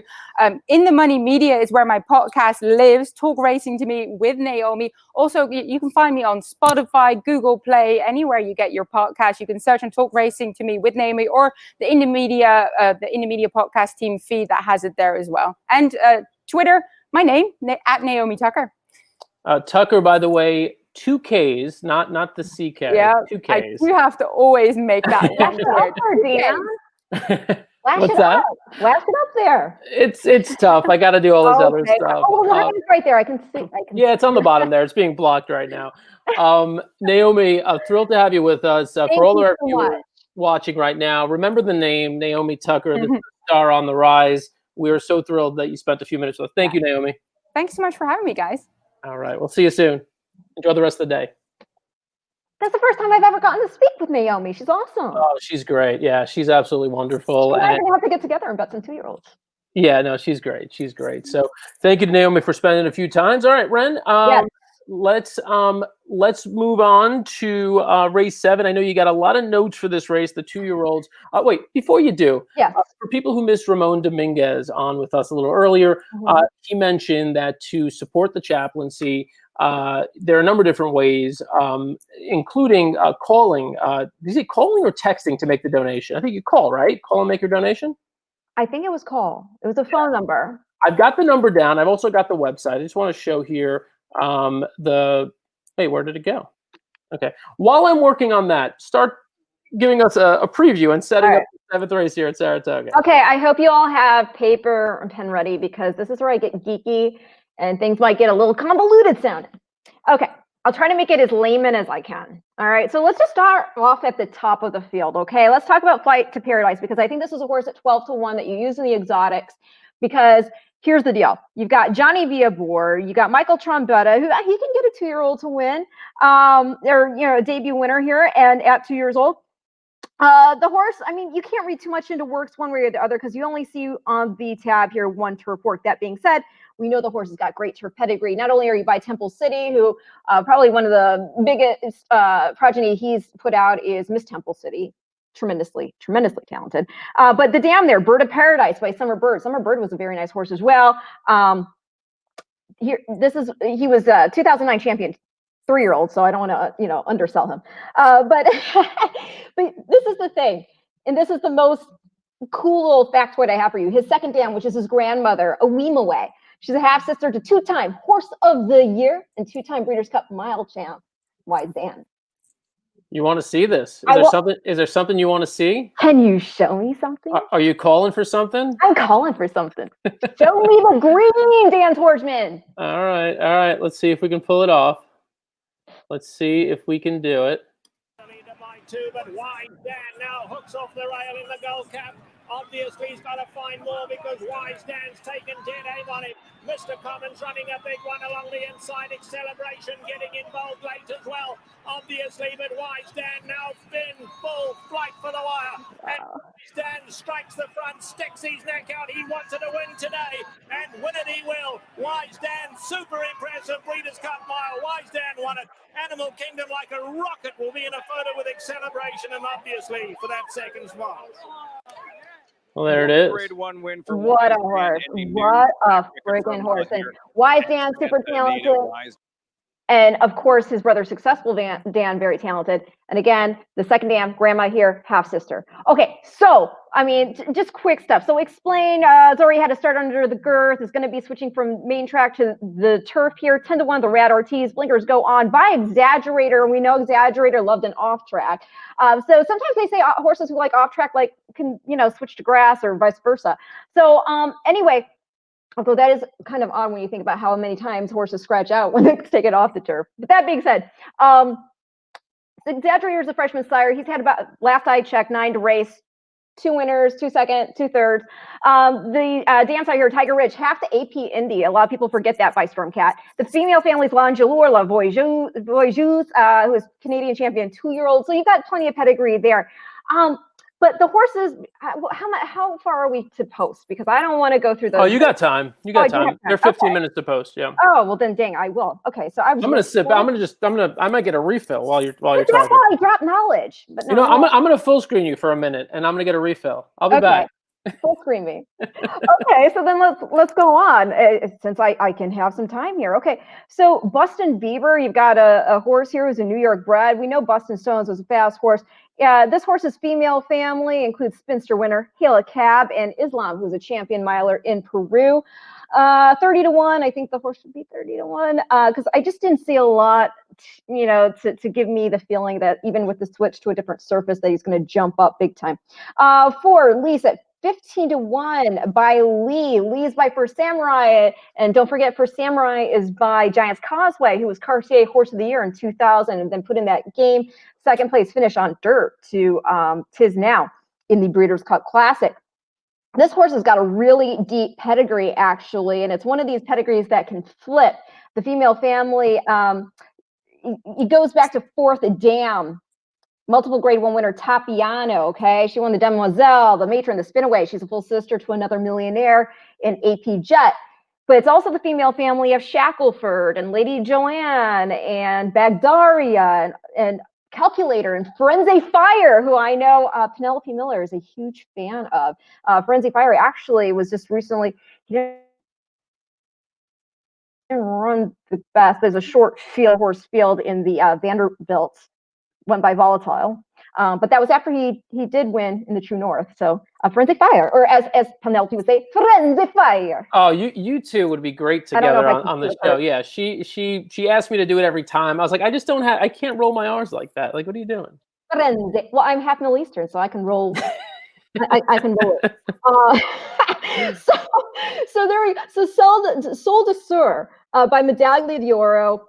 You know, Medaglia d'Oro by El Prado. I mean, he's always just been a versatile sire, obviously. Snowfall's the Dam by Warfront. We know Warfront was a dirt horse himself, but he's had a lot of success with this progeny on grass. The Dam was a winner at 2 years old. She won the Pike Creek Stakes. She's a half-sister to multiple grade 3 winner, grade 1 placed Upper Line, who won the Bewitched, the Arlington Matron, the Oaks, Arlington Oaks, and the Dowager. Second Dam, Snowflake, great group 1 place. She was second in the Nassau. Third Dam won the Italia Oaks, and that is Iviana. So you got your turf pedigree there, that's for sure. The 6th horse, Shoddy. Wait, Ren, I got to pause you. I got to pause you for 1 second. To allow you to reset. Oh. I just put up on the screen here the masks. You've got to tell people about the masks, and then we'll jump back into this. So these masks, Breeders' Cup masks, that's one version. There are lots of iterations. I don't have, there are iterations, very fancy iterations. Also, there are silk ones. There are different, yes, it's either, you've got the silk there on the right. It looks sort of like you've got, Delmar paddock mask there. Yes, it's a very much a horse racing motif. And so, yeah, you have just different patterns. All these patterns that have the Breeders' Cup logo on them are the ones that I'm most attracted to, simply because I like to represent. And I've always loved the logo anyway of the Breeders' Cup. I even remember being a little girl growing up on the farm. We nominated our horses. We knew we had no shot of having a horse good enough to compete in the Breeders' Cup, but we would nominate anyway because you just never know. And so whenever we got that piece of mail with the registration certificate that the horse was eligible, I just always loved seeing it. I mean, I don't know, it's just really cool. It's like when you're the logo, it's iconic. And you can see a new design there on the right, the One Yeah. World COVID-19 Relief Tee that also supports COVID-19 relief efforts. All of this at the breederscupshop.com/COVID-19 and that was relief. designed in a contest, right? Yes, I believe it was and there are a couple of them here. I think these as well were part of a design contest. So people just submitting designs, and the winning design ended up going on these shirts. Very cool stuff here. And then of course some more of the masks. These masks, of course, the traditional, the ones that Ren has. This is obviously your best deal, 3-pack, $25. Again, you're not just buying this for the sake of buying a mask, you're supporting a good cause. And this is the reality of what we're in. I mean, in most states right now, in most places, really everywhere nationally, there's still a lot of uncertainty around coronavirus. And I think we can expect for at least a little while wearing masks in public, and certainly in closed spaces like restaurants or barbershops, that sort of thing. You're going to probably need to wear a mask. You can show your fandom and also support a great cause here. So we'd obviously encourage you to do that. You got to think of it as a way to promote the sport you love, right? It could strike up a conversation. So maybe like, what's that horse on your mouth for? Right? Exactly. Totally normal. Exactly. I also wanted to pause it because we do have our next guest in the green room who I wanted to bring in, who may have some thoughts as a guy who's been around NYRA for a long time. He's seen his fair share of 2-year-old races. He's seen his fair share of Whitneys at Saratoga. So let me bring him in real quickly, and we'll have Naja Thompson join the conversation. How you doing? Hi, Dan. Hi, Ren. Thanks for having me on. Great to be a part of BC Live today. Super stoked. It was my idea. Thanks, Ren. Appreciate it. She basically said, if you don't get Naja on, I'm done with you. I'm done with the show. I'm done with everybody. I'm done. But no, I get your look, Naj. If you've ever been to Saratoga, you've ever been to the New York track, big race, small race, any day of the week, he's been there. You're like, I mean, you really like, you're like essentially like what Tom Durkin was before, you're like the modern, you're just like a mainstay. You're a staple. I appreciate it. It's great to work for NYRA, a great opportunity. Unfortunately, we know fans and we all can't be there this year, but we're still happy to have the racing. And Whitney Day, Mary Lou Whitney, a legend herself, great life, always happy. Whitney Day is one of the best days of racing, and just glad to celebrate and watch these Breeders' Cup races. Oh my gosh. No, I love it. But what you're saying, Dan, is so true. I mean, part of the reason I was just like, okay, I see Naja all the time when when I'm in a New York track, but he always looks so busy. I've never had a chance to say hi. So I was like, we're going to get him on the show. So this way he's cornered and I have to say hi and he has to talk to me. Definitely, Ren. I see you and Matt all the time, Saratoga in summers. It's great to be on board. Oh, thank you so much for coming on. Let me do the formal intro here. We've now we've obviously professed our love. Yeah. We've done, we've sang the plaudits, but just to let you know, if you don't know Naj, he's been with NYRA for 9 years now in various positions, initially in the marketing department and most recently in the press office. Currently, he's with the HR, Human Resources Department, as recruitment and employee engagement specialist. So it sounds like basically your role these days is trying to find some talent, people to bring to NYRA to help support the product there. That's correct, Dan. In my new role, I'm looking to recruit for talent to help NYRA bets. And we all love the sport. Let's bring in more people who also love the sport as well. Let's grow our sport. It's such a great time going to the races, talking to the races with friends, and also working at the track and visiting, as you two both know well. Oh, definitely. What would be your advice for anybody who does want to get into racing as a profession? Certainly, you know, definitely follow our job boards at naira.com and also industry job boards. I know careers are often posted sometimes in DRF or as well as other job postings and boards. Reach out to racetracks, reach out to people who work at the track, such as myself, other members on Twitter. I know our horse racing family is close and we're always looking to help people. Very good. I told Nasha, I said, listen, you're going to come on, we're going to talk a little bit, but you know, we're going to ask you to deliver some handicapping too. I mean, in no sense in having you on if you're not going to drop some handicapping knowledge on us. We just had Ren go through about half the field. She's got some more work to do. She's got to run through the rest of this field. I haven't even got to the horse I like yet. On pedigree. All right, so let's do this, Ren. Yes. Take us through the rest of this field, and then I want to hear Naj's take on how he would bet the upcoming 7th race, which, by the way, is 7 minutes away. Okay, let me, Saratoga. and I will hurry. So, okay, the 6th horse is Shoddy by Summer Front, out of Shea Darby by Street Sense. The dam is Stakes Place. She was second in the Lady Finger. So, when we say Stakes Place, this is what I'm talking about. Sometimes you'll see black type in a pedigree, but not all black type is created equal. That was at the Finger Lakes. It was, you know, it wasn't the most prestigious of stakes placings, but still.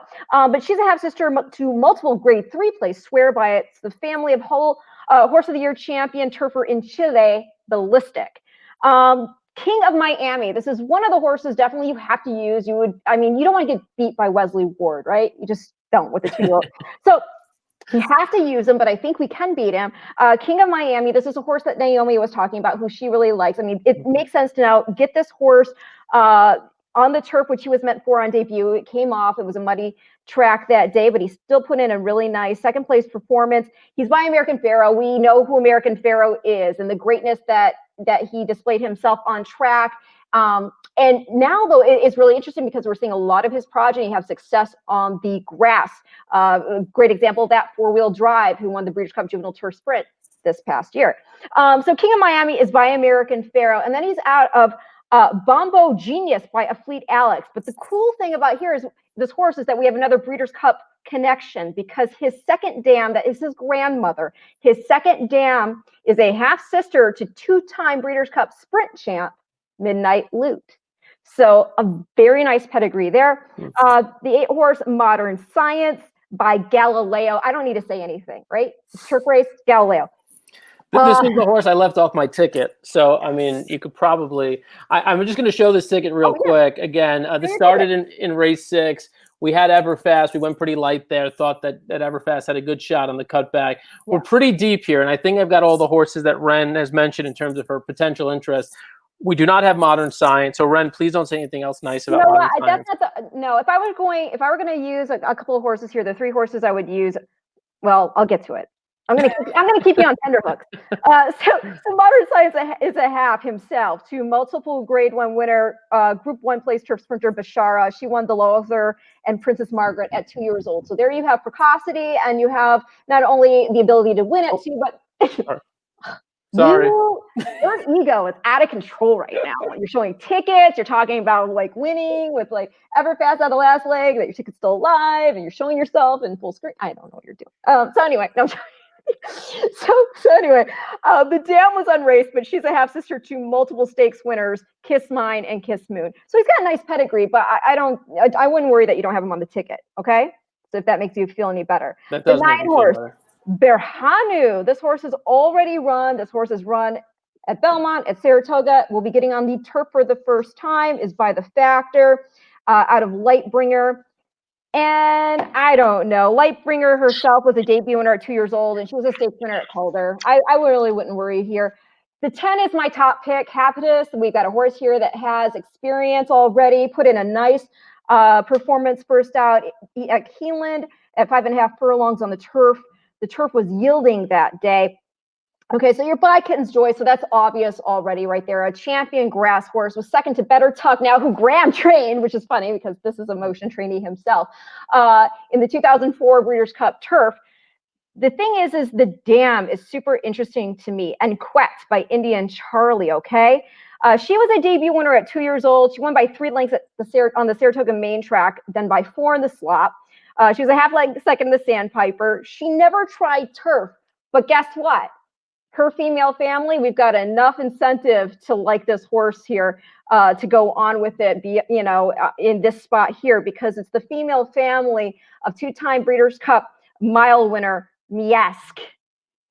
Okay, so Miask, we really know her greatness. She went on to produce King Mambo. We know how great King Mambo was. He is a sire-produced Lemon Drop Kid, who we know all the great wins he picked up on the New York circuit.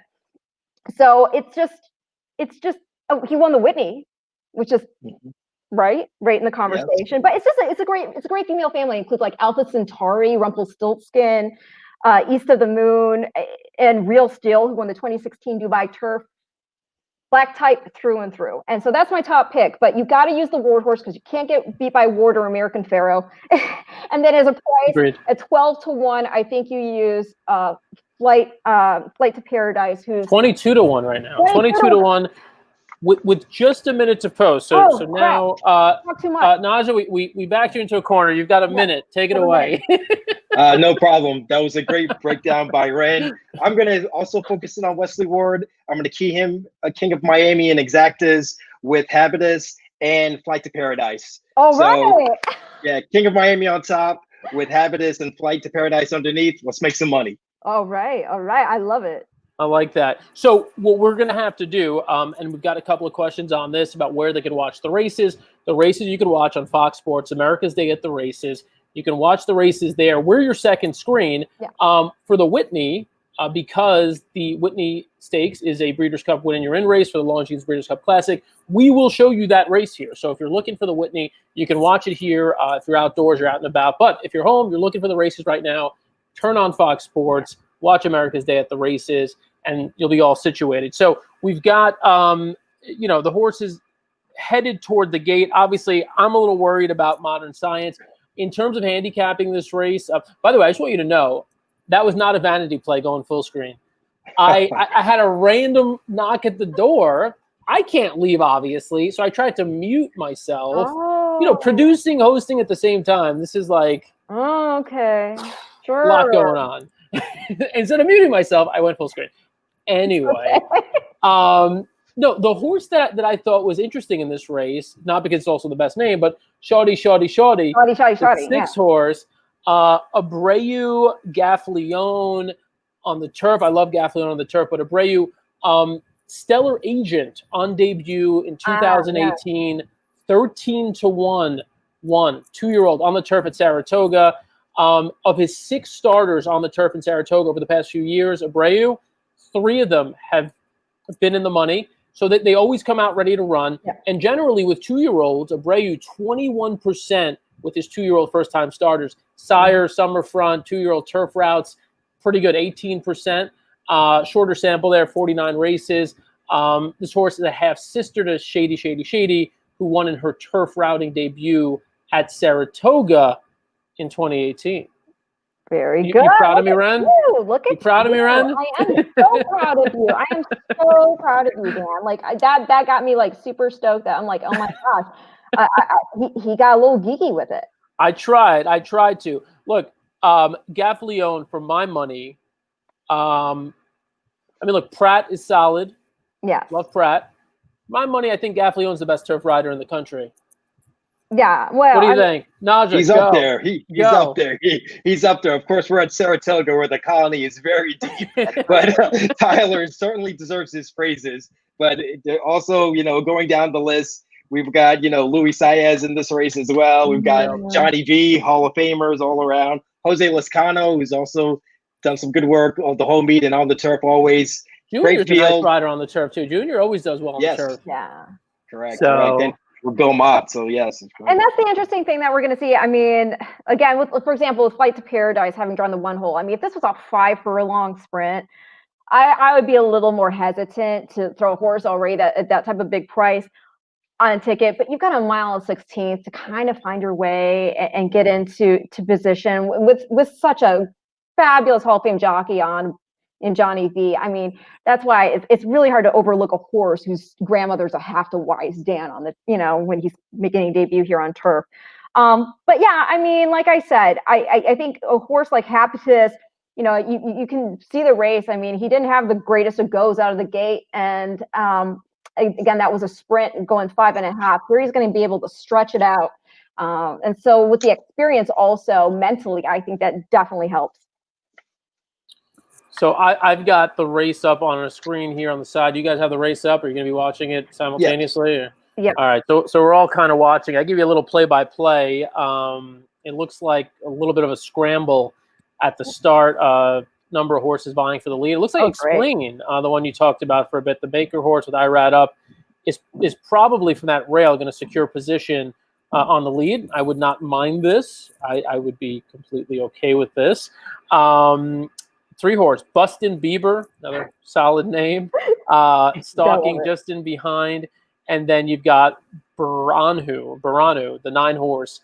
About 3 wide right now, kind of stalking. But it looks like the 2-horse, Explain, is settled in, going a nice little pace here. I mean, 23-2, but going well. In behind them, about 3 lengths behind, is King of Miami, followed by Habitus. So Ren's play there, her two main horses there. And behind them is Shorty, followed by Modern Science, followed by Sol del Sur, followed by Flight to Paradise, and then last is Lease. So they've gone a half mile now in 48 flat. Explain is on the lead still. It looks like some of the other horses in behind are under a bit of a ride. Nice sweeping move here from Habitus on the outside. Habitus making a nice move. Let's see if Habitus can sustain it. But Explain still on the front end, still moving. King of Miami making a move up the rail now. Between horses, splitting horses is Shorty on the outside though. Modern Science, not Modern Science. Come on, Shorty. Nice. Boom! Nice, Dan. Oh, right. Dude. Thank you. Excellent pick. Dude, that was an excellent pick. I bow down. Thank you. Selection. Well, I think I'm done here. Naj, you take over? Actually, I take that back because you can use this footage against me at some point. Like, right? If I bow down now, I'm just going to applaud. Yeah. I was just like, please don't let Modern Science beat me. Like the one horse I left off the tape, and like I'm like, this would be crushing. Like if the horse that I like gets beat by Modern Science, so this is good. I had some money across on Shorty, and we move on. If you played this ticket, I now gleefully will show you the ticket again. This is like the highlight reel, right? If you want to roll with us, the ticket's still alive. You could play a pick 3, you could play a double. Of course, all of this hinging, of course, on Code of Honor winning the Whitney. Speaking of the Whitney, Naja, we know we've got you for a limited time here. We want to get your thoughts on the race. And you've seen 1 or 2 Whitneys in your day at Saratoga. This field, though smaller, I think is one of the more quality fields we've seen. What do you think, and how do you bet this race, if you bet this race? Certainly, as you said, Dan, this Whitney field is compact, but it is loaded with talent. You have multiple stakes winners all over the map, all in the field. Personally, I'm going to stick with what you mentioned, Code of Honor. I think that Met Mile he ran last out was a good effort. He was just a little short at the end due to the mile distance. He gets to stretch out going 2 turns again here. So I'm going to key Code of Honor, probably play some exactos with Tom Tatat, who is also a talented older horse in the country, and maybe a little bit of Improbable for a try. Not going to make some major money here, but we'll make a little bit of money if it all comes in together as the plan goes. I like that. I'm down with all of that. Ren, go ahead. Well, I'm just curious because, with just all, what has, you mentioned Mary Lou earlier. I'm wearing blush pink in her honor. Can you, just because you have been so integral to Naira and just over the course of all these years and just seeing the impact she has, what does Mary Lou Whitney mean to you? Wow, just a phenomenal woman, matriarch of not only Saratoga, but horse racing in general. She's contributed so much to racing, and especially the backstretch and backstretch workers. Her and her husband, John Hendrickson, have donated so much and have been involved with backstretch dinners every Sunday during the meet. And she's done that for years. And that tradition has continued. And of course, on the racing side, Birdstone, her connections, just all over the map. She's just so integral to racing. And her legacy will live on forever. Do you have a personal memory that you shared with her? You know, a couple of years ago, we celebrated her birthday on the track, and we had a birthday cake, and we brought it out, and just she was so nice and just so happy. Of course, all the fans were there to salute her, clap for her. It was just a great moment. No, that's awesome. That's awesome. It really is. But people like her and people like you make it happen. For sure. Appreciate it. And you too as well. You know, racing's just a tight community. America's Based Racing just does such a great job in promoting our sport and getting new fans in. So I have to salute you guys as well. All right. Well, the check is in the mail. Naja, thank you so much for taking a few minutes with us. Love to have you on again down the road. We know that this has been a crazy year, a lot of movement given coronavirus, and you know, we don't know with schedules and where people are in terms of availability, but always love to have you on, and looking forward to seeing you in person again. And when we don't have to socially distance, giving you a big hug and yes, race this together. Definitely appreciate you guys for having me on, and let's get that ticket home. Let's do it. Thank you, Naja. Have a great day. We'll see you soon. See you soon. Bye, guys. Bye. All right, that was Naja Thompson with the New York Racing Association, one of our favorite people. Glad he could take a few minutes with us here. I love the passion. You can hear the passion in his voice. Oh yeah. We go now from the East Coast to the West Coast. Sean Alvarez. How you guys doing? I appreciate you guys having me on. Good. It looks nice and bright and beautiful, like it always is out there. It's you know, I'm more in the North County and inland from Del Mar, so it is bright and sunny and pretty warm. So it's probably 96, 97 here right now. It's not enjoyable. You know, us San Diego, California people, we tend to be upset with the weather if it's not exactly perfect. So this is not my idea of a good day. So we need, you know, air conditioning, stuff like that. But we got good racing. Everything is good. Devo. Don't go all Devo. Come on now. Is that Beholder behind you? I'm sorry. Yeah, it is Beholder and Gary Stevens. Yes. Nice. Are you excited? Her son QB1's going to be debuting soon. I'm definitely excited. I mean, racing's back at Saratoga, Del Mar. I mean, everything's great. No complaints.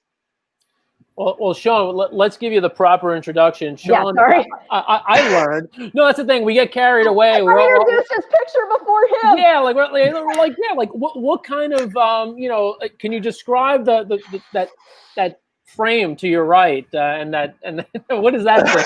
What are those golf balls? These are golf balls. They were a lot of the courses I have not played. They were mainly gifts from members at the country club that I worked at. So they would go to Scotland and stuff and places like that and bring me logo balls. Very cool. All right, Sean Alvarez, handicapper these days, well known. You see him on Twitter, you see him everywhere. He was at the NHC this year. Enjoyed spending some time with him out there. What I didn't realize was how recently he'd been introduced to racing and his link to racing and how he kind of ended up getting really immersed into it through a connection with a trainer that you may have heard of and through that trainer's family. Sean, retell briefly that story and then, kind of how that sort of ended up hooking you and how you became so involved in the handicapping and betting side of things. Yeah, I was teaching golf at Fairbanks Ranch Country Club, which is like a mile and a half east of Del Mar Racetrack. So obviously there's a lot of push, towards the races there. And one day I came into work and there was a note on my drawer that said, "Call Jill Baffert. She wants lessons for her son." And I had never seen a horse race before, other than maybe the Kentucky Derby, while I'm, looking for a, baseball game on ESPN or something. And so it was in my head pro's handwriting. So I felt like it was probably in my best interest to, give her a call back. And I did. Taught Bodie for a year, and she tried to get me to go to the track, and I just wasn't interested. And finally, a couple coworkers caught wind of it and said, "I don't care if you like horse racing or not. Del Mar's fantastic. You got to go." So the next year I went and went a few times. Never really, all of us, while we can, get over the losses, we don't like losing a $5 bet. So I didn't want to go bug them. This is their livelihood. I didn't want to, go bother them. And she got wind of me going to the track and invited me as their guest for the Pacific Classic. Oh, wow. And she said, if Game On Duke gets the lead, he should win. And the 5 days of races that I went and saw, I didn't know class and all that. So, horses that were going to the front weren't necessarily even winning. They weren't even performing well. So I thought she was crazy. So I obviously bet against Game On, dude. Horse goes to the lead, storybooks, ending opens up by, I don't know, 20 at the end. And I just kind of looked at her and a couple other people and said, teach me everything you know. So I was kind of hooked there, really enjoyed it, and just tried to be kind of a sponge, at the track. Wasn't really on Twitter. I didn't know any horse players. So I just kind of tried to, latch onto people that looked like they knew what they were talking about, and, make a, short story boring. I finally wound up randomly meeting Jonathan Kinchin at Del Mar during the fall at Del Mar, and he basically kind of broke down kind of contests and everything, and even more so, into handicapping and just so many more details than I ever would have imagined. And the camaraderie with contests, I already loved horse racing, and just the camaraderie with contests, like, and Dan, Ren, yourself, you can, attest to this, like, when you don't do well, when you're not winning, you just look over at your friend and start rooting for their horse. And it's it's exciting. And, being at the NHC surrounded by, 600 of, some of the best handicappers in the country was just, it was exhilarating. Even just flying home, just thinking back about the experience, it's something that I definitely recommend people getting into, not even just at the higher level. There's $5, $10 free contests that you can get into just to kind of get yourself a taste. It's people like you guys that have really made me fall in love with the sport. I love the horse racing aspect of it, but going to the track, I go to the track by myself every day because my family's at the track, so it's just everything about it, being on Twitter and talking to people, and it's just, it really kind of substituted my, competition and kind of team aspect of, team sports back in the day. So. Oh, that's awesome. But I don't know about Dan. Dan doesn't lose apparently, so I don't know if he knows that feeling of rooting for somebody else. No. So I was actually going to say, Ren's going to come at me like that. But to be fair, like, I was like, holy cow, like, she called Vexatious. She's like, look, if anyone's going to beat Midnight Bisou, it's Vexatious. Thanks. And then look, the last race, it was me. It was Shawty. So you just got to stay away from the sports betting. Yeah, exactly. Yeah, you have to bring that up. You have to bring that up. So we got a horse racing show. The anonymous man stands for degenerate. Yeah. Well, what was the other thing you were calling me? Dan O'Mite. Well, that'll take. The degenerate one. We'll set aside for now. I said the D in anonymous stands for degenerate, but I say it with love. I don't say it as like. Yeah. Oh, I feel the love. I definitely feel the love. But all that to say, you had Vexatious. I had Shawty. Now it's Sean's turn to show up with a winner. So what do you say? You got something at Saratoga? You got something at Del Mar? What do you want to talk to us about? Yeah. You kind of mentioned the shared belief at Del Mar. I think it's a very short field. So there's not a lot that you're going to get as far as price goes. And I think Honor AP is just going to get absolutely hammered at the windows now that Uncle Chuck's out of the race. But, one of the kind of key things that I start my handicapping with is the pace of the race. And with these scratches, I just don't see much pace outside of Cezanne, the 6 horse. I just think, Flavian's going to go straight to the front. Another thing that I like about, a jockey like Flavian is even if the horse kind of needs the lead, he doesn't really get into speed duels. He gets horses into, the spot of the race that he needs to be in, the spot of the track that, that he thinks is running better that day. And I just think that Cezanne's going to kind of get everything, his own way, and Honor AP's gonna have to do a lot of running late to run him down. So I think the value comes from betting Cezanne on top. But if you're playing horizontally, I just think the race goes through the 5 and the 6, and it's pretty easy to get out with just those two. Nothing groundbreaking, but no. But it's interesting though, because you wonder, like with Midnight Bisou earlier, we talked about it. She won the Fleur de Lis. She was already qualified for the Breeders' Cup, the Longines Breeders' Cup Distaff. Later on, you've got Tom Zeta already qualified for that. Now here you've got Honore P. He's already in the Derby. Right. You don't need to basically send him full bore today, right? Doesn't need to come out with a peak effort. Cezanne, on the other hand, that's a very good point. That's a very good point. Does that factor into the way you looked at this a little bit? Yeah, I mean, that definitely factors in. And especially kind of on top of that is, you get Honor AP with a jockey like Mike Smith that, ultimate veteran, has won the races, understands the long-term goal. So you're right. I don't, if, he's got 3 lengths to make up on the stretch and Cezanne looks like he's, running well, you might see Mike kind of put the stick away and kind of wrap up for the next race because, he doesn't need the points. And there's no sense in kind of getting the best effort out of today when, September's, obviously the ultimate goal. For sure. Sure. Now, I know I saw Cezanne. The funny story is I knew Cezanne's name before anybody else at the Baffert Bar knew Cezanne's name. Because I knew I did. I'm the one that told Bob Baffert. You should train this horse. Yeah, right. No, I'm the one who told Bob Baffert and Jimmy Barnes what this horse's name was because I knew I was. It's not Cezanne. It's not. No, it's no. But they didn't know the name. Period. It wasn't even about pronunciation or anything. No, I got you. No, so because I knew I was doing a shed row walk with them regarding Future Stars Friday Breeders' Cup content, and taking a look at some of his 2-year-olds, and I knew that he had a horse in his barn who cost $3,650,000. I was like, we got to go look at this horse, right? Sure. So I did my research and I somehow dug up the horse's name and I went in there and I said, can we talk about Cezanne? He was like, who? There you go. Yeah, I mean, look, that doesn't surprise me in the sense that you know about horses that are out in the world right now that no one has heard of yet, even right now. So it doesn't surprise me. I mean, Baffert's got a lot going on. He doesn't have time to know about every horse. Anyway.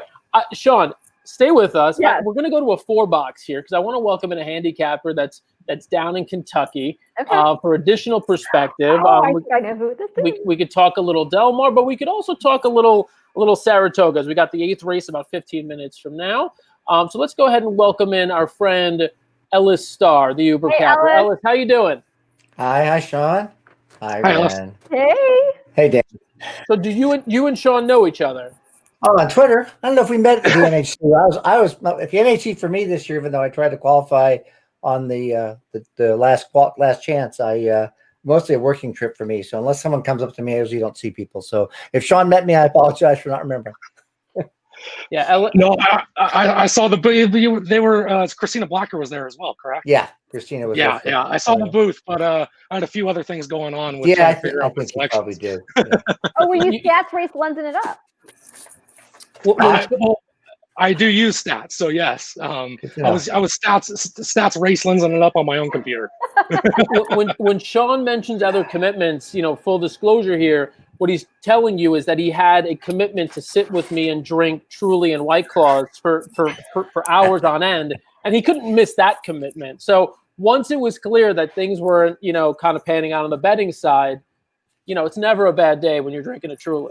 When are you going to get them to sponsor your content? If anyone has a contact, reach out to those people. I mean, how much more genuine can I be? I love this stuff. Exactly. I drink it. I love it. All right. Enough about that. The 8th race coming up, sort of a bit of a tricky race. Ren, I know when I talked to you about pedigree, obviously you had a lot more sort of excited opinions about the 2-year-old maiden race than this one. Because the deal with 3-year-olds is generally everybody wants to get a return on their investment right away. So if a horse doesn't run at 2, there's usually a reason why. Either they're just not good enough to compete yet or whatever. So pedigree doesn't mean quite as much when you see horses still trying to break that maiden at 3 years old. It just doesn't. Right. A few interesting points when you look at a race like this. For example, you have a horse who hasn't even started yet in Riadini. This is it's a basic tool of handicapping pedigree, but right off the bat, you can already see that he's by Bernardini, whose stud fee is $40,000, yet he only costs $6,000. So you have to then figure that there must have been some reason why either the horse didn't scope or he didn't X-ray well or something, because you don't get a Bernardini for $6,000 otherwise. But that being said, the horse that I found most intriguing personally in this field, and no result will surprise me here, was Caribbean Gold by Treasure Beach. out of the Giant Causeway Maffietta on the stretch out. I mean, Treasure Beach himself won the Irish Derby. Horse isn't on my ticket, Ren. Horse isn't on my ticket. Oh, sorry. He beat Nathaniel in the Chester base. He won the Secretariat, got 105 buyer in the Secretariat. And again, that's the sire here, Treasure Beach. I just, you know, I thought at 12-1 with Manny Franco. And the other thing I really like about Manny Franco on a lightly raced horse is he rides with such confidence. He instills that in them. He's not scared. Yeah. Look, it's tricky race. Mile and 3/8. This isn't like, you know, a 6 furlong dirt race where you could kind of just, you know, pretty quickly, you know, pull up, whether it's, you know, their most recent races, pedigree, there are things you could reference. Mile and 3/8 on the turf is a little trickier.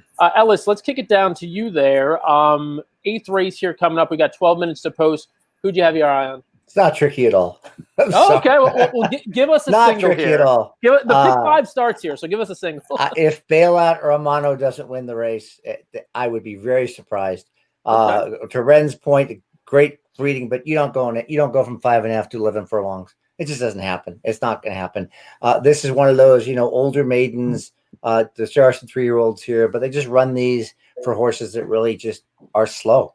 I don't mean bad slow. I mean, they just run one paced around the track. Bailout ran 4th last time, Belmont, but his comeback race off the 7-month layoff in June was rock solid where he ran second. He also ran second at 11 furlongs at Saratoga last July. Yeah, I know he's over 15 with 6 seconds, and it's not one of those, oh, he's due. It's that the rest of the horses really pale by comparison. The one race back got a 90 equibase figure, very strong. He just needs to repeat that.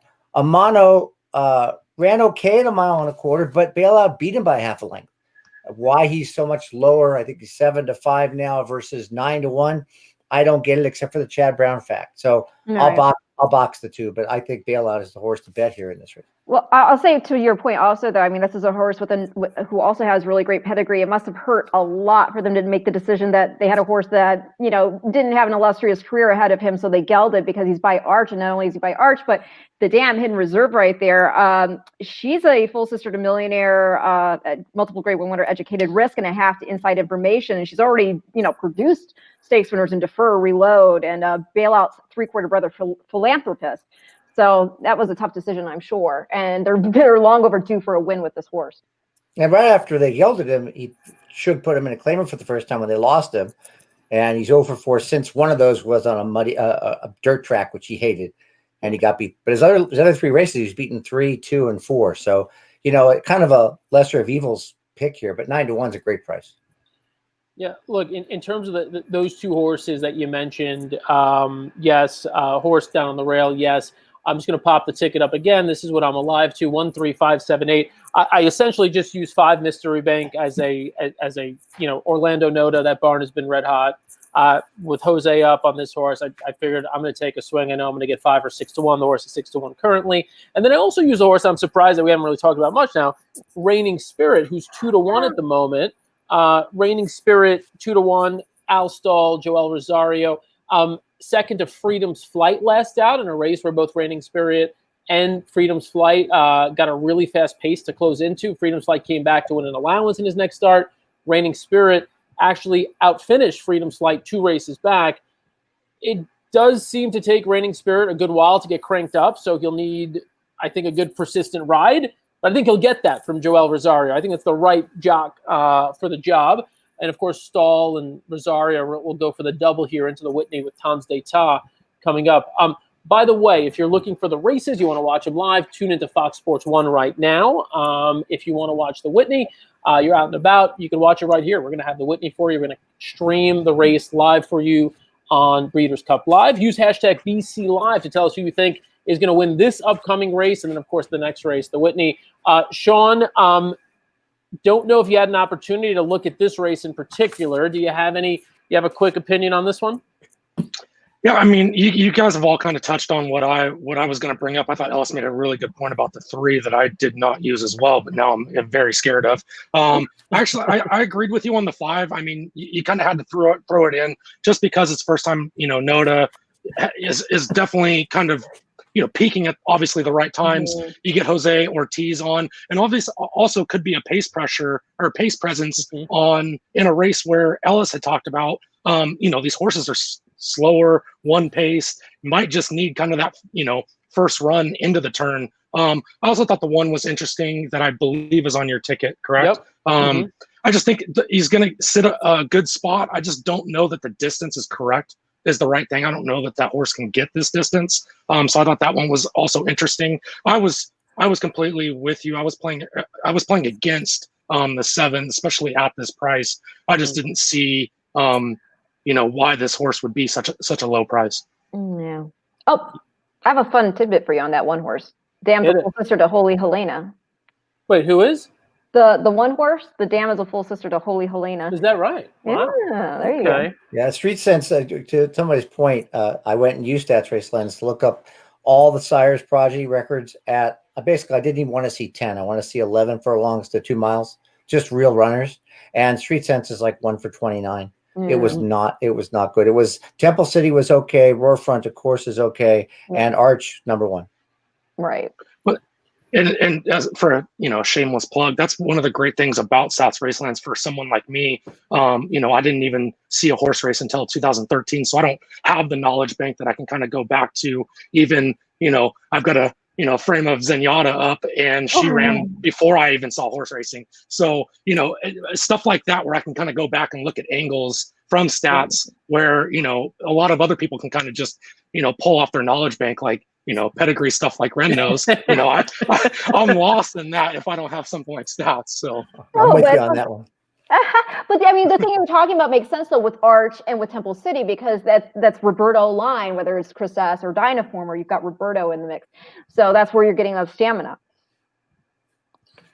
We are 4 minutes now from the 8th race at Saratoga. Since we talked about Stats Race Lens a bunch here, I do want to point out, while we don't have the time confirmed yet, I know that we're going to be doing a special Race Lens handicapping session next week, likely next Thursday, where we're going to be previewing the Travers as well as the Ellis Park Derby, not named after Ellis Starr, but don't break that to him. Sorry, Ellis. You know what we were going to call it? I'm doing a race of the day for Ellis Park, and I wanted to call it Ellis on Ellis, but it sounded a little odd. I like that though. No, Ellis Squared. Ellis Squared. Thank you. Yeah. But yeah, look out for that next week. I believe Christina Blacker will be involved with that as well. And so, yeah, lots to look forward to next week. It's crazy. We're in the first. It's now August. It's August 1st now, and we've got these like back-to-back weeks of just incredible racing. It's typically incredible racing, but now it's like really, really incredible racing. I mentioned earlier, once our show is over tonight, you hop over to NBCSN. You've got live coverage for 3 hours from Del Mar, which includes the Bing Crosby, winning you're in for the Breeders' Cup Sprint. And then tomorrow you've got the Clement L. Hirsch, winning you're in for the Longines Distaff. So big racing this weekend, and then again next weekend, as we mentioned, you've got the Travers, you've got the Ballerina, another winning you're in race next weekend, and then the following weekend, horse racing returns to NBC with Alabama Day, I believe, from Saratoga on the 15th. So it's just nonstop action, 1 week after the next. All right, look, we've got a couple of handicappers on here. Just give us, look, let's imagine you've got a $25 bankroll here for anybody watching. I want to get a quick bet in here at Saratoga, the 8th race. How might you bet this race, Ellis, with the $25 budget? Bet $15 to win on the 3 and a $5 3-7 box. Okay, simple enough. Sean, gamble our money for us.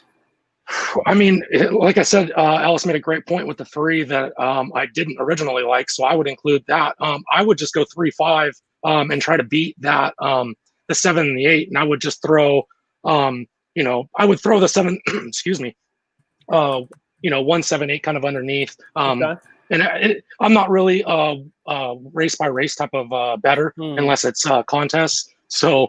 Vertically speaking, I find it hard enough trying to figure out who's going to win the race, let alone who's going to come in second and third. So I learned the hard way at Del Mar to stop playing trifectas when I first learned how to play the races. So I would play an exacta with the 3 and the 5 on top and kind of sprinkle in who you like underneath. Sounds good. 3 and 5. I would love to see. I wouldn't mind seeing the 1 on the rail either. Ren, how would you bet this race? I gotta go. I'm sorry, Alice. I just got to go with I mean, maybe the horse will prove his point exactly, but I would just put the whole 25 because I just like a solid ass win. Oh, solid Windex. Excuse me. Solid Windex.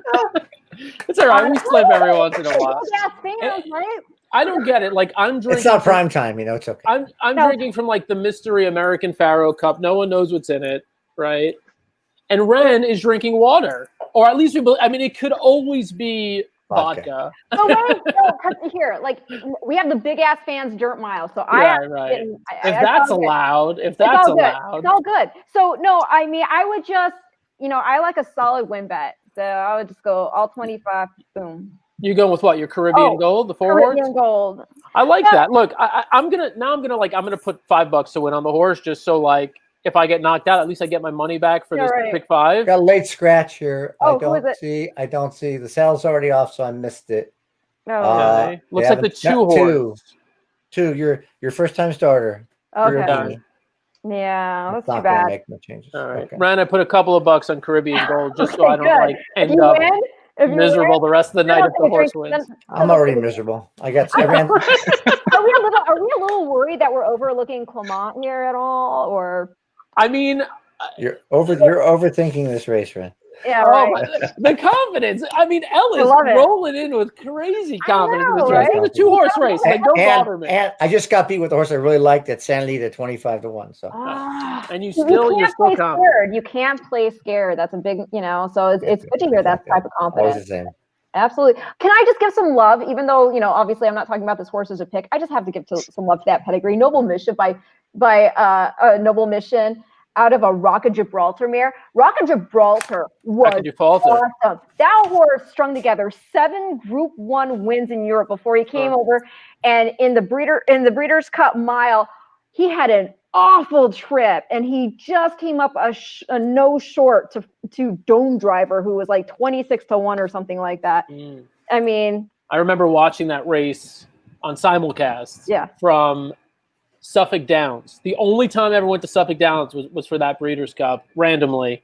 I think I was like, one of like 50 people, went to some friends from college. So kind of fun memories of, just college debauchery. So, while they're stalling here, we could cover the Whitney, They're Al stalling it. Want to mention little Al stalling it. Before we move on to the Whitney, do want to mention just real quick here, Charity for Champions. This is something we brought up before. If you like good bourbon and if you like doing good with your money, this is a way to get involved and essentially buy a bottle of bourbon that'll support a number of great causes that you can see scrolling across the bottom of your screen. I'm going to share a screen here that kind of shows you what the bottle looks like, the most recent bottle right there. They've done this over the past few years. This is the Ted Bassett bottle. You could reserve a limited edition bottle. And then in past years, I want to say they've had Mike Smith. Yeah, here's the Mike Smith one. And then D. Wayne Lucas previously. So you go in, you make a donation. You're supporting the National Museum of Racing and Hall of Fame, Old Friends, the Racetrack Chaplaincy. Ren, pretty good deal, right? Win-win here. Yeah, no, absolutely a win-win. Where's the website? Like if it's got Ted on the bottle, I gotta get it. Yeah, it's the website is just breederscup.com charity or hyphen -4 champion. So charity -4 champion. And you have to be 21 years old to access this part of their website. Yep, Charity for Champions. Ellis, if I hit the pick 5, I'll send you one of these. So that's good. So just and if you want to send me a second one, I can get it autographed. I like that. I like that. Yeah. Yep. All right. So they're going in. They're moving in now for the 8th at Saratoga. I mean, let's wait till this race finishes, and then we'll hop to the Whitney. We'll do a Whitney preview. And then I will tease here, the rider of the 9-horse in this 8th race, Noble Mischief, is Raylu Gutierrez, who we've been doing some really cool videos with lately. He's going to be joining us live after the race, so he'll be all sweaty and out of breath and all that. But he's going to be joining us live, and he's going to preview the Whitney. He's not riding in the Whitney, but he's going to tell us potentially, how he would ride it and how he would see the race unfolding from a jockey's perspective. A really good kid, up-and-coming kid who if you've seen any of the videos that he's done recently, super impressive, and we're excited to have him on. So he'll be joining us a little after this race. So my horse looks a little hot. And by the way, this race is going to go in about 2 minutes and 20 seconds. So we're going to be watching it for quite a long time. Well, the good news is Ellis has volunteered to do the play-by-play race call for us. Have I? Okay. Which one? Should I use the live? Should I use the live feed or the? I mean, the race is already off. You got to come on. All right. Well, I got to bring my other computer over here. Hold on. While Ellis is getting set up, I'm set up. I'm ready already. Caribbean Gold is on the lead. I got it. Caribbean Gold's on the lead. Mystery Bank's under a snug hold. 6 Montauk Summer is under another hold. They're trying to go as slow as they can here, by the way. And the 1 Holy Emperor is on the rail. Coming in stretch. She's gonna stretch the first time. You want me to do it? I can do a call. Do a call. Do it. For it. No, you're gonna get my chart calling abilities. I can do it. I don't know the horse. 26-2 for the opening quarter. Tap into your inner embryo. Caribbean Call by a length and a half. Mystery Bank by a half. Holy Emperor by a length. Montauk Summer by a half. Bailout by a length on the inside. Noble Mischief on the outside. Another 4 back to Amano and Reigning Spirit bringing up the rear. I like how Bailout's moving. Bailout's moving pretty nicely, I think. 52-18. 52. Yep. Caribbean Gold by 2.5. Mystery Bank by a length. Holy Emperor by a head. That would be Montauk Summer right outside of him. Bailout inside, another length back with Noble Mischief outside of him. Another length to Amano, who's starting to pick it up a little bit, and Reigning Spirit another length back. Amano's being asked a little bit, and while some of the others aren't. I think my over-under on the race is wrong. It's going to be even slower than 220. By the way. Yeah, 118-1. I just want to point out, Ren, Caribbean Gold, 20-1 on the lead, has no excuses. That's exactly what I was just about to say. This horse has no excuse. I mean, just absolutely walking on the front end. Mystery Bank there, now starting to put some token pressure on. Yeah. Holy Emperor looks good in behind. Montauk Summer at a price 17-1. And Amano is being asked, is making a move, but Ellis, you tell me, I don't think Amano's getting up from that No, spot. he's going to have to go 6 wide. Bailout held the rail and is coming up the rail. He's third now. 5 Mystery Bank just passed, battling with Caribbean Gold. Holy Emperor's coming. Here comes Amano a little bit. Come on. 1-5, 1-5, one or the other. 1-5, 1-5, 5-1, 1-5. Come on. I'll take the 5. Come on. 5 by a neck. Noda, Sean was on that one. You know he's screaming there on the apron, right? Mystery Bank at 8-1. No mystery there. Please God, Code of Honor one time. Bring him. Or Noda's probably already in the winner's circle. I heard his first win. He jumped the fence into the winner's circle while they were going down the stretch. He's always doing backflips in the winner's circle. It's amazing. At least my Caribbean Gold did not embarrass me. No, Caribbean Gold hung in there a good long while and finished what? From going from 5.5 to 11 furlongs. It's tough. No, it's a tough ask for sure. That is a long way. We've gotten a lot of comments here. This one I got to put up because I'm like, wow. Singapore in the house. Nice. Look at this. We've had some international viewers over the past few episodes, and so very cool to have Singapore in the house. This, by the way, is coming in from Brooklyn. You may recognize that last name. I do. This is Pops. So what's the good news? I think he knows what's up. Now, I don't want to look past Code of Honor, but I want to get a quick opinion while we've got Ellis and Sean. I want you to assess my prospects here with this ticket. So I've got Code of Honor singled coming up in the Whitney. You could tell me if I'm on or off there. But beyond that, in a very tough Jerkins, I'm only 3 deep. I thought it was tough. And you may have noticed I left off your likely favorite, No Parole, which...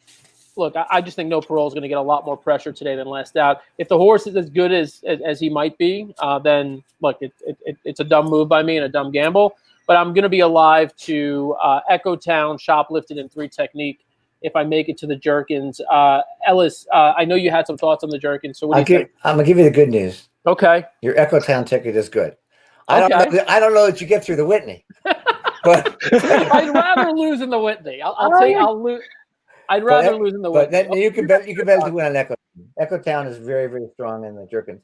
In the Whitney, look, I looked at this race a lot finally because it's 5-horse field. I didn't do it for any of the blogs I do. And I liked Mr. Buff in the Suburban, and he was 5-2. He never got the lead he likes. 10 furlongs. First time in his career, he ran badly. He's 9 for 13 at 9 furlongs. Better still, he's 9 for 11 at 9 furlongs in New York. And Improbable will not go. There's just no way Ortiz is going to go with Mr. Buff. So Improbable could go by him. But if Mr. Buff gets to coast on a lead like he did in the Jazzle, like he did in the Alex Robb, like he did in the Empire Classic, like he did in the Shipman, like he did in the Saginaw, like he did in the Empire Classic in 2018, I can keep going, by the way. I think he wins. I don't think he's going to be 12-1 on the morning line, but I'm playing Mr. Buff to win, similar to the race which I sucked up. He's got that quality. I mean, because look, pace can make up for class. I mean, precisionist. Yeah, good point. Yeah, look, I mean, there are definitely examples through the year. I actually, initially, for those who know my horse racing obsession, it's Bodie Express. They were actually worried that Bodie Express might be in this race, and I was super excited. I was like, all right, Bodie Express. Maybe. I kind of flashed back to Moreno, who obviously was not at the top of that class, but was able to wire. Look, if you could get loose on this track, go in this distance, there's no reason to think you can't win. There have been horses who have done it over the years. Like I said, Moreno is just one that comes to mind, namely because I actually hit that race. And so, look, Mr. Buff, I think has to prove himself in this field. Tom's d'Etat, as we mentioned, with the Breeders' Cup Classic rankings, #1 currently in those rankings. Code of Honor, #3. I mean, these are, essentially, the horses in the Classic division. He's going to have to hope that not just one of them, but both of them are having a bad day, and that he can, hopefully get loose on the front end for him and his connections. Sean, how did you see the Whitney unfolding? I kind of saw it pretty similar to what Ellis was saying with, Mr. Buff going. I also don't think Improbable is going to go. I just think that would be kind of that kiss of death in that scenario. I actually thought Tom's d'Etat, even though it was the favorite, would get first run and was going to be tough to beat. But with that being said, I kind of leaned on earlier when we had talked about the way I handicap with pace and trying to figure out how the race is going to go. Truthfully, with Saratoga, I'm losing the pace battle left and right. I think I'm going to get lone speed. Suddenly we're sitting fourth. So I thought Ellis made a lot of good points. And I think Code of Honor is going to be tough. So. Well, what I'm going to do is now every time Ellis is brilliant. I'm gonna just throw out one other horse that Ellis didn't mention who will win this race. I'm going to start contacting Ellis before I enter contest because I don't like any of his horses, and then he makes a point, and now all of a sudden I feel like he's not, that horse isn't on my ticket, and I'm scared. Sean, don't ever get off a horse you like because some other tout tells you something. Right. Well, unless Dan tells me to bet a horse, I try not to jump on other people's horses. So, unless he's giving me a sports bet, then I go to the opposite side. Oh my God, I was like all in on the Rangers today. Miserable. I'm not going to derail us. By the way, we're also 11 minutes to post. It's pretty funny though. From the race we talked about a bit earlier. That's the Shared Belief Stakes, of course. Honor AP right now 1-9 on Honor AP. And if you would have told me about a month ago that you would see Cezanne next out at 6-1, I'd be like, no way. What do you mean? That's pretty possible. But Cezanne sitting at 6-1 right now. The other 2,000 words who maybe 6 months ago, if you would have told me 1,000 words will be running in a race and it'll be 25-1, I would have also thought that was unbelievable. And then Kiss Today Goodbye at 55-1. Small 4-horse field. Not going to surprise you, but I do have a strong opinion in this race. Tell us. 5-4 Exacta Colt with that long shot second. You like that long shot? Absolutely. His maiden got a 107 Equibase figure at a mile. And last time out, you can toss it. He was off slow and ease doesn't count. So you're looking at a maiden win. Look at Honor AP's maiden win got a 108 at a mile. Kiss Day Goodbye got a 107. I don't like Cezanne one lick. And 1,000 words, he just, he could beat me, but it's more likely 5-4. So yeah, right. I'll take the $30 Exacta. we were talking about this earlier, Ellis. I don't think you were on for this part of it. We're mentioning with Sean, like when we looked at the Personal Ensign and Midnight Bisou already having qualified for the Longines Breeders Cup Distaff, and then also the Classic here with Tom's d'Etat and really all these horses. I mean, essentially the top tier horses are already essentially qualified for the Classic. Do you think with the Derby being a month away now that Honor AP really doesn't really need to win this race? This is maybe, they I mean, not that Mike needs instructions, but that he knows, like, if it comes down to it, and if, for whatever reason, Cezanne is like just, eyes bulging out of the head, ready to like just win, like just there's no need to run Honor AP, all out, because you're good. And this is not the ultimate target. Yeah, I mean, I understand that all, but you don't want to take a step back either. He still needs to run as well or better as he ran in the San Diego Derby. Cezanne needs to prove himself in stakes company. So it's going to be really interesting to see how hard Pratt rides. Pratt could be riding for the prep to get second. I don't know how many points. Probably not enough points, right? But you never know if horses drop out. So yep, it's just such a weird year all the way around. Yeah, we've never had a horse named Art Collector anywhere in the mix because he wasn't ready till after the Derby would have been run in a normal year. Do you know, Ellis, would be actually a cool thing if you could go over, like, briefly, for people who are not used to, I mean, obviously we talk about buyer figures all the time and other type of figures, whether they're ragisms or thoroughbred. Can you explain the Equibase in comparison to buyers? Well, all speed figures, and there are a bunch. Some people use Brisk products. Some people use Buyer Equibase. There's other ones. They're all basically the same. They basically try to evaluate the track surface from one day to another and determine how fast or slow it is and adjust that by the time. And they measure each track against the other track. So I always use this analogy for people who don't understand any figure. If I took the same horses in this Whitney and ran them today at Saratoga and ran them tomorrow at Churchill Downs, the time would be different. Nothing else would be different except for the field. And that's because the track itself is a living, breathing thing. There's different moisture content, different bank, all kinds of things. And that's what a speed figure does. It normalizes for those differences. You can compare horses shipping from one to another. You can compare horses, if you want, moving from turf to dirt.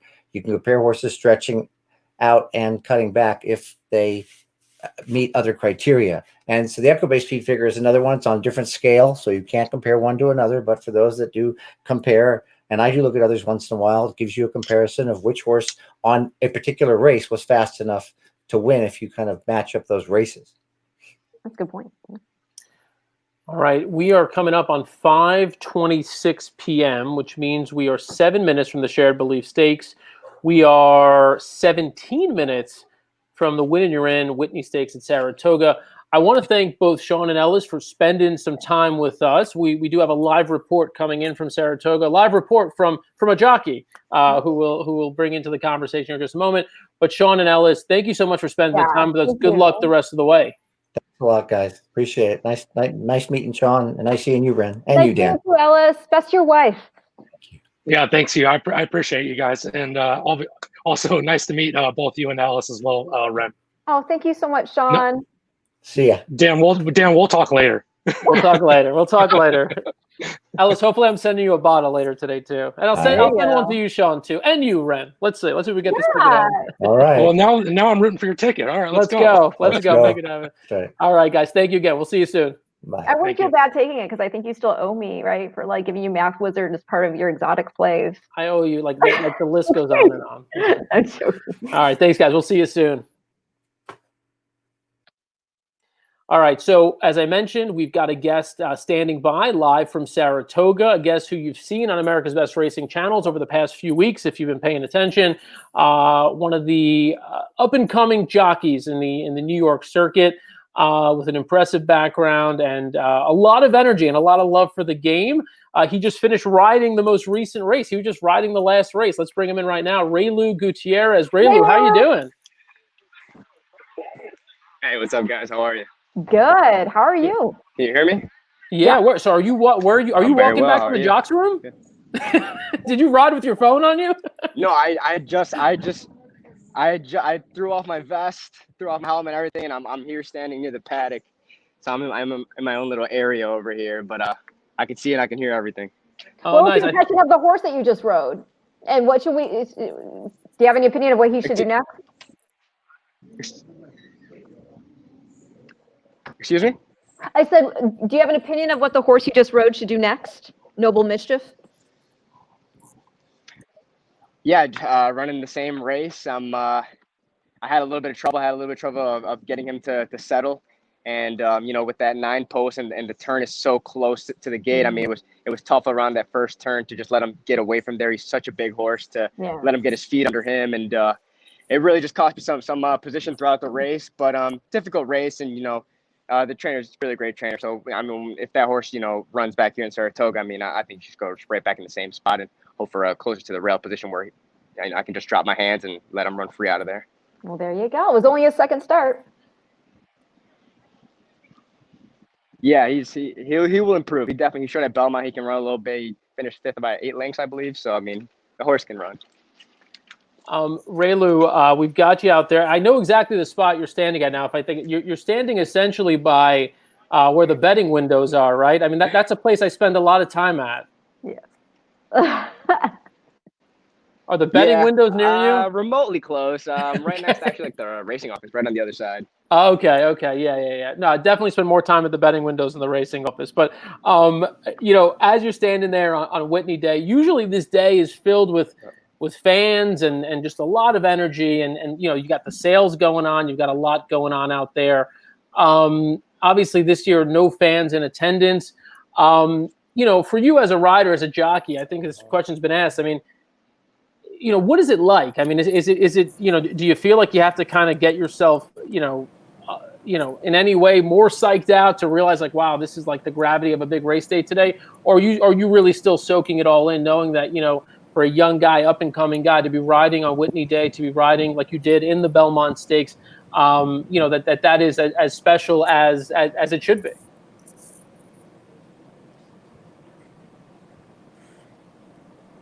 Not hearing us? I'm having trouble hearing you. No. Oh no. Do you want to try to call back in? You could try to call back in, or try it without the earbuds. Hold on, I'm gonna have to back out. Yeah, he's gonna try getting back. All right, we'll do that. Let me. I've never talked to Raylu. Oh my gosh, he's so charismatic. Oh, he's great. He's just great. hearing him briefly. If you watch his videos, videos, yes. We call them Rayvolution. I love He does some really cool stuff in terms of showing, what his diet is, what everything, how he kind of prepares for the day and all this. So it's really cool stuff.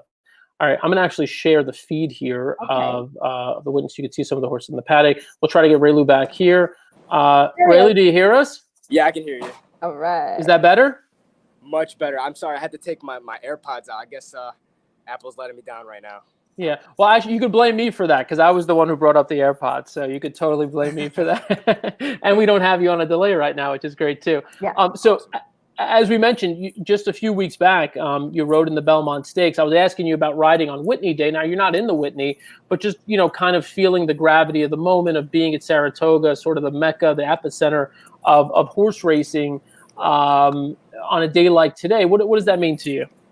Oh, it's an amazing feeling. I mean, when you see Bill Parcells just hanging out somewhere around here casually, it's pretty cool, and just the atmosphere for everybody. I mean, of course, there's no fans, and we would love our fans, but health is first and foremost priority. But just even when you're warming your horse up in the post parade, I mean, you look at the stands and you see the red and white stripes, and I'm sure you just sense the aura in it. And I won a race the other day, and here my first one at Saratoga, and I got more texts and congratulations from winning that race than I did winning the Tom Fool, my first graded stakes at Aqueduct, when I was a bug boy. So I mean, it's just different here. It really hits different. Wow. Yeah. What? As a mom now, like, what are your parents like terrified every time you get on a horse? No, not anymore.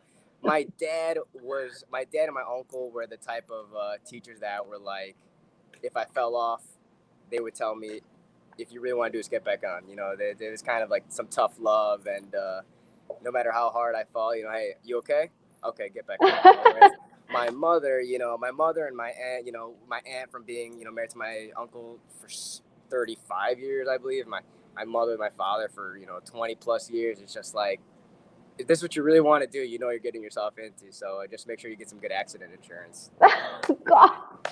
Well, I'm sorry. I was just going to say, I mean, I show horses or showed, and I would show now if I had a show horse, but I just don't. But my mom, oh my gosh, she'd have a heart attack every time. Like if I fell or something happened. So that's why, I mean, to me, a horse being on a race horse is a completely different scenario. Absolutely. I mean, my mother's probably the most proudest moment of mine was, when I got my bachelor's, at graduation day, and even every time I win, if a big race or in some race, she just sounds like congrats. But that day that I got my bachelor's, she was so like thrilled. So I mean, I know where her heart lies, but this is me right now. Aw, well, I love it, and just the confidence you have to be able to have this profession speaks volumes. Absolutely. We are currently, as you can see on the screen there, 7 minutes away from the Win and You're In Whitney Stakes at Saratoga. You can watch the race right here. We'll have it live. If Ray Lou's willing, we'd love to have him with us for the race, and we'll kind of react to it in real time. At this very moment, the horses at Del Mar are heading into the gate for the Shared Belief Stakes with a couple of horses you might have heard of. One in particular named Honor AP, who's pretty high up there on most people's lists of potential Kentucky Derby contenders. He's also 6th in the Breeders' Cup Classic rankings. And so a lot of interest in that race. You also have Cezanne and 1,000 Words, two really highly regarded horses in the race. So we're going to be keeping an eye on that. We'll let you know what happens in that race. As we shift back to Saratoga with Raylu Gutierrez here. Raylu, interestingly, with the series that we talked about, the Raylu Revolution series in the saddle with Raylu Gutierrez, you've talked about your diet, you've talked about your exercise routine, and then you just talked about a moment ago, which is, kind of, like having an insurance policy is one thing, like an actual insurance, but you have an insurance policy based on the education that you got. Find it fascinating how much, attention to that particular aspect of your life that you've given, and the fact that you prioritize education and potentially a career beyond riding, if that is indeed where life takes you. Oh, and now we lost him. We lost him. Well, he'll answer that question. I thought you just wanted a little more headspace, Dan, and so maybe he's just excited about the Shared Belief Stakes, which is now off, by the way. The 1,000 Words is on the lead. Honor AP is making a move here mid-race. We'll keep you updated on that. All right. There. All right. Raylu's back. Ray, did you hear any or part of that question that we asked? It said that you muted me, so I was like, oh, maybe he doesn't want me to hear something. that had to have been an accident. Well, we're just asking you about education and potentially, you mentioned in the most recent video that I saw that, you ride with confidence because, while you love riding, you love horses, you love this part of your life, that, you left some doors open for yourself. Talk about that in particular. Absolutely. So, I mean, when I first started riding, it wasn't really the intended career path, that I was expecting for myself. I will say that, I was, as every other college student, very much in debt. And I just figured, I have a little bit of talent and,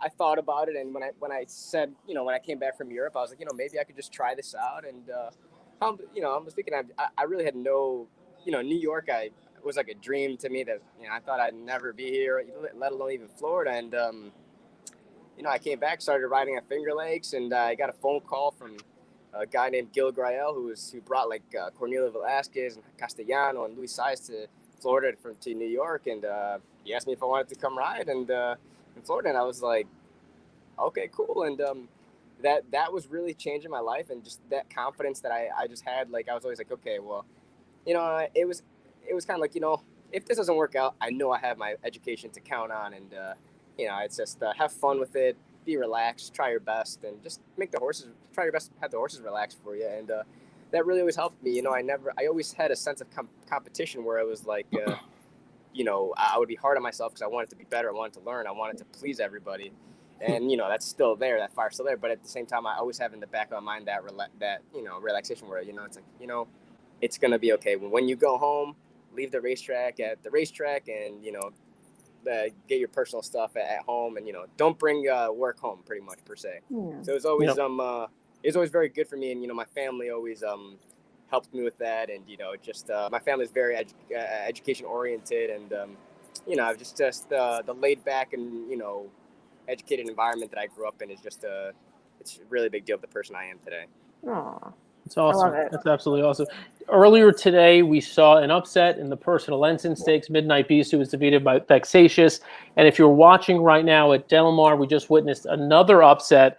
Honor AP, who's way up on most people's lists in terms of top Kentucky Derby contenders. Also, currently, this may change now, number 6 in the Breeders' Cup Classic rankings, loses in the Shared Belief Stakes. By how much? 2,000 words at odds of 9-1. 1,000 words. Cezanne was there throughout, kind of tired late. So Cezanne, a little bit of I would say almost as disappointing, if not more disappointing than Honor AP, because it looked like Cezanne was in good position to pick up Derby points there. Cezanne ends up finishing 4th in a 4-horse field.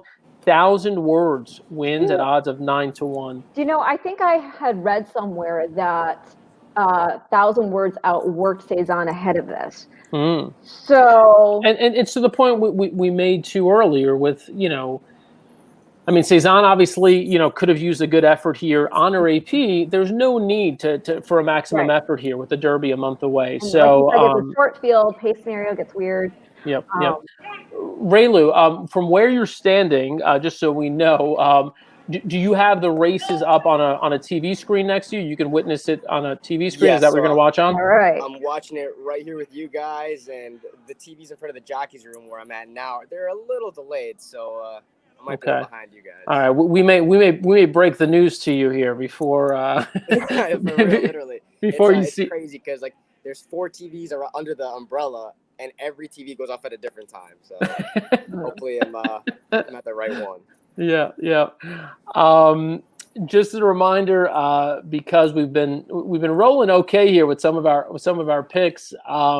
I think collectively we all believe Code of Honor here has a very good chance. This is a ticket that we put in a little earlier, the 6th race. We are single to Code of Honor here, so there will be some excitement on BC Live if we can get Code of Honor home. But of course, a very deep field, very tough field. So we'll see how it unfolds. We may have lost Raylu for a moment there. The video went out at least. Oh, there he is. He's back. Raylu, when you look at a race like this, I don't know if you had a chance to look at it. I don't know if you're not in the race, if you wouldn't take a look. But when you take a look at this field top to bottom, 2 questions. One, is there a horse, if you could ride this race, that you'd want to ride in particular? And B, how would you ride this race if you were in it? If I ride this race, I'm looking at it. Mr. Buff, pretty one-dimensional. He's going to try to go, and I can see him better out there. But this race is just so interesting because, by my standards, can be up there, and but if I could do that, Joel's I think he's gonna sit a golden trip. The way he's riding too, I really don't see Tom Zata losing. But if I personally was watching this race, I would want to stay close to Joel. I would want to be aggressive, be on top of him, and I'm sure Johnny's gonna he's gonna be aggressive, and Joel's gonna be right there with him. So I think those are 2 horses to beat, Code of Honor and Tom Zata. But if I had a speed horse, I would definitely want to take it to them, and I see Mr. Buff opening up and trying to get away. The game plan would be to steal it on the front end. Yeah. Try to see if you can get there, and I think that makes sense. By my standards, as you mentioned, is one who has speed and who needs to be more forwardly placed than he was last out. Sitting off of Tom Zata was not a winning strategy last time, right. So I don't think. If Mr. Buff wasn't in this race, I would love By My Standards. I would just take it to him. He looks real pretty out there. He looks really good in the flesh. Yeah, he does. This is the grade 1 Whitney. So if you have a horse who doesn't look that great, I don't know how it gets out in. So, I'm a Code of Honor gal, just for a number of reasons. The horse has already showed the talent that he belongs here, the connections with Shug and Lane's End, and, Johnny B. It's nice when you see a horse that's had the same rider basically for nearly every start of his career.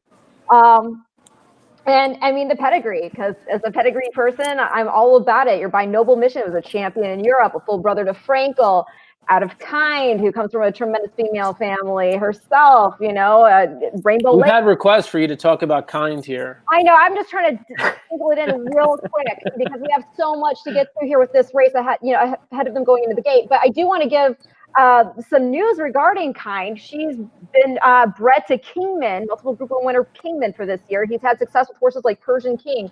So they're really excited about him over at Juddmonte. And he is going to be the lucky daddy of Kind's next foal. Very nice. There you go. That is good breaking news. Look at you. Well, I don't know if it's breaking so much as it's interesting. As you can see, it's post time, just about post time for the Whitney. This, of course, is a win and you're in for the Longines Breeders Cup Classic on November 7th. What that means for the people who own the horse, behind the horse, $150,000 in entry fees paid by the Breeders' Cup. The nominator of the horse gets a $10,000 award, and there's also a $10,000 travel allowance for horses stabled outside of Kentucky. So that's what you get, is just sort of perks, bonuses. In addition, you got a nice $750,000 purse that you're gunning for in this race. So the horses are approaching the gate. We probably got about 30 seconds or so. Final thoughts here. Ren, there we go. Ren, did you hear that audio, by the way? I did hear the audio. I did hear the audio. I love storied races like this. It's exciting to see, especially, we've got trainers in here with history in this race. Again, we talked to Shug McGahee earlier. He won this race, multiple horses, and among them, Personal Ensign and Easy Goer, and they ended up being Hall of Famers. You also have Al Stahl won this race with Blame, who Blame went on to win the Breeders' Cup Classic. So it's a very important race, a lot of backstories to it. Too many to tell now. Raylu, as I've mentioned to some of our other guests when we've had live racing on, we like to give in the moment real-time feedback. We're looking at fractions, we're looking at where horses are, we're looking at ground loss and all those things that you consider as a jockey. But what we've learned is that our viewers want us to just shut up. They want to listen to the audio of the race. They don't want us to talk. So what we'll do is we'll watch this race with you, and once it's over, we'll get your feedback on how the race unfolded and what you thought of it. Great. I'm rooting for Tom's the Top, by the way. I love older horses, those grinders. We're waiting now for Mr. Really Buff. want him to win. I will say real quick, it's a $330,000 yearling, and for good cause. He's by Smart Strike, and his grandmother is a full sister to Candy Ride. Very good. Tom's Zeta, by the way, as you saw a moment ago, Even Money, your favorite. I'm going to mute all of us for this.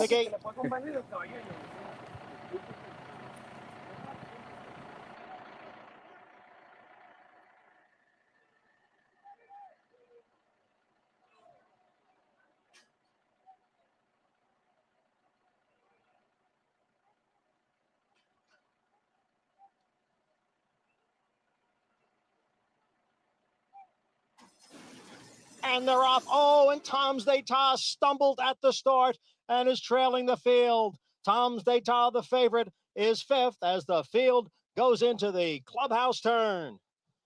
And the early leader here will be Mr. Buff. Mr. Buff is on top with Improbable Racing in second. By My Standards is next in third. Then Code of Honor. And after that beginning, Tom's Zeta is the trailer in fifth. It's New York bred Mr. Buff, the leader here by almost 2 lengths. The quarter, 25 seconds. It's a slow pace here with Improbable, the California Invader, giving chase in second. By My Standards is next in third, 2.5 lengths to Code of Honor, and 2.5 more to Tom's Zeta. And now the field is midway up the backstretch, and it is long shot Mr. Buff in front here by a length. Improbable runs in second, then By My Standards next in third. Farther back it is Code of Honor, and Tom's Zeta continues to race last with a half mile in 49 and 3. Mr. Buff will lead the field into the far turn. Improbable has been tracking the entire way and is now getting closer. So it's Mr. Buff and Improbable. The two of them are right together. By My Standards is just in behind in third. Code of Honor is fourth, 3 lengths from the lead. And Tom's d'Etat, 3/4 went in 1:13.1. Mr. Buff gives way, and Improbable is the leader as the field comes into the stretch. Then it is By My Standards, Mr. Buff, Code of Honor, and Tom's d'Etat. It's Improbable in front inside the 8th pole. Improbable has built a 4-length lead. By My Standards, Tom's d'Etat, Code of Honor. It's Improbable and Erod Ortiz Jr. to win the Whitney. By My Standards was second. A tough luck third for Tom's d'Etat. Code of Honor was fourth, and the time was 1 minute, 48 and 3/5 seconds. I want to give a shout out right off the top to Chris Larmy. He was on Improbable if I remember correctly. Oh, Improbable gets his day in the sun. I could tell you, I have bet on Improbable many a times. He has never won on those days. Today, I was not betting on Improbable. You jinxed him. And he ran the race of his life. Granted, the thing we should talk about immediately is the unfortunate break of Tom's d'Etat stumbling out of the gate. Raylu, from a rider's perspective, that just about does a horse in after a break like that. Yeah, I mean, Joel did all he could. He took back and just let him, settle, get his feet under him. But at the same time, they went a 25 opening quarter, and everybody's going to be running down, especially these types of horses. And so that didn't help him at all either. He didn't really have pace to run down. And props to Irad. He just had a good, comfortable trip outside, clear, and he took it to him. He was forwardly placed, and he made the first move and come and get me. He rode a winning Tom's d'Etat was third, and number 3, Code of Honor finished. We just watched that back from the head-on from the gate, and that's a scary thing. Whenever a horse comes out so awkwardly like that, you have to remember these horses weigh in excess of 1,000 pounds and come down on the legs like that. I mean, it's a tribute to this horse's guts that he put in the performance he did. Right, and I would love to see him, come back in the Breeders' Cup and run the race that he can run. I don't think we saw the best, and that was an unfortunate event. But I wouldn't count him out for the Breeders' Cup at all. If anything, I'm more of a fan of him now to see what. That was some grit and determination right there to come back. And Joel had to kick about 7 wide around the bend, to make that run down the lane. So I mean, he ran a winning race. Just that was an unfortunate start. Yeah. We were talking earlier. I mean, I think it was clear, based on consensus from this show. I mean, Code of Honor had a lot of support on this. Tom's d'Etat did as well. Look, Code of Honor really, I know they were going a little slow up front, but Code of Honor really had no excuse there. I mean, the fact that Tom's d'Etat finished ahead of Code of Honor really speaks to, I think, how you weigh those two horses side by side. Well, I'd be curious, Raylu, how hot is it there? Because I gotta say, Code of Honor looks very warm to me. It is hot. It's hot. It's humid, and it's definitely a little bit cooler than earlier, obviously, but it's still hot right now. It's about 90 or 88 degrees on there. Yeah. Because here's the thing. I mean, a lot of people, I think they make too much of when a horse sweats. If it's a hot day, you want to see a horse sweat. They're cooling themselves down naturally. But then there's times when you can tell the sweat's maybe a little more of a concern. And he looked very hot to me all over. I heard Richie Migliori saying this on the Fox Sports broadcast yesterday. I thought it was pretty interesting.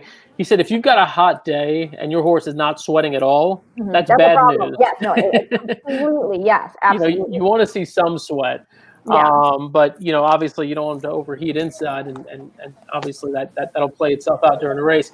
I'm looking at the replay now. Yeah, look, not a great break. It was one of those, it was almost like a stutter step. It wasn't one of those where Tom's d'Etat kind of leaned forward, kind of nose down on the ground, but it was one of those where it was just it looked like the back legs, where it was one of those just kind of, it was just a stutter step sort of, and I thought it looked a little more severe to me, to be honest. Yeah, as somebody, I mean, I don't know if you've ridden horse.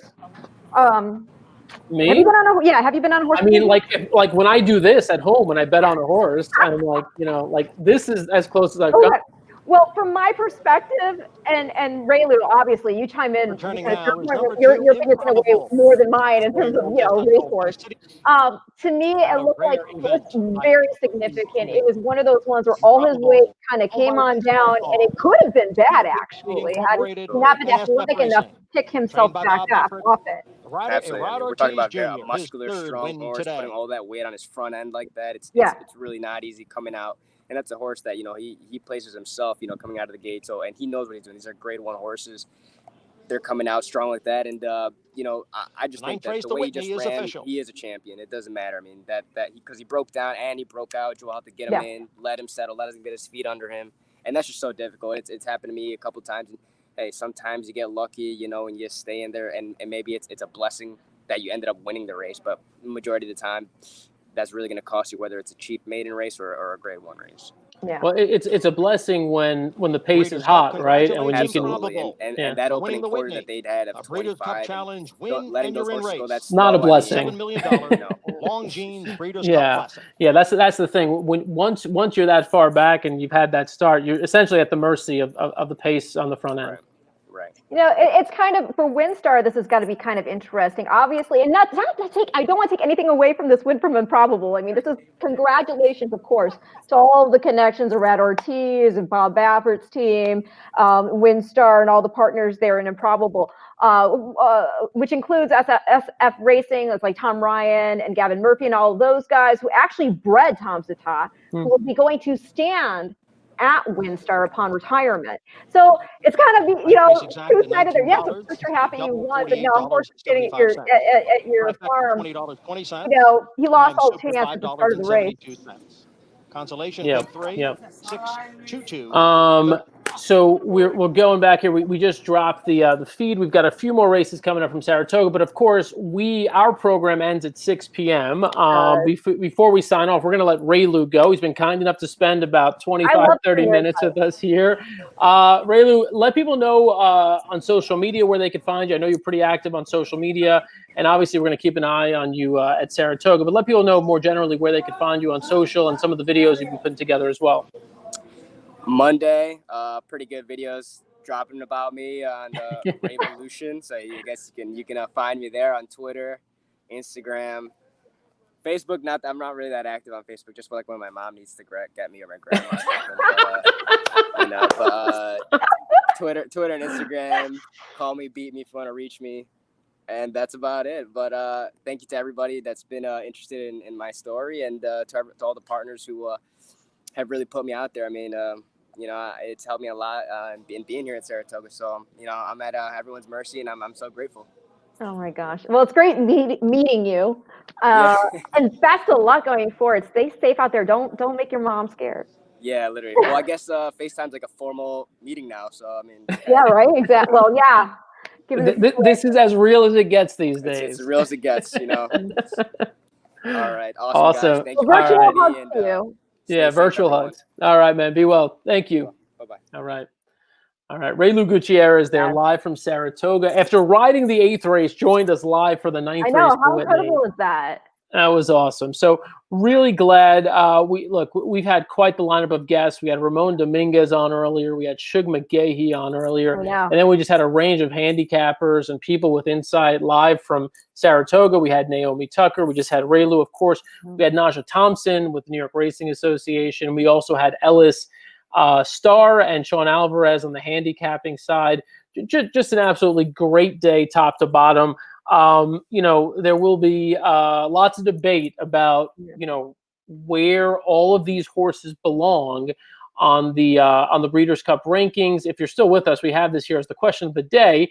And in fact, right now, given everything we just saw, it'd be interesting to hear who you think should be on the top of the Breeders' Cup Classic rankings. We could show you the rankings as they were coming into today.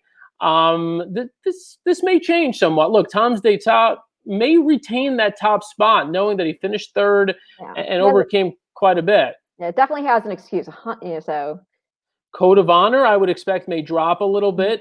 Not exactly what you wanted to see from Code of Honor. Granted, we talked about the sweating and the heat and all that, but may drop a little bit. Midnight Bisou, 5th on the list, ran a very honest race. Look, I personally don't see her dropping dramatically. Same with Honor AP. Ran a pretty honest race. Didn't win today, but ran a good race.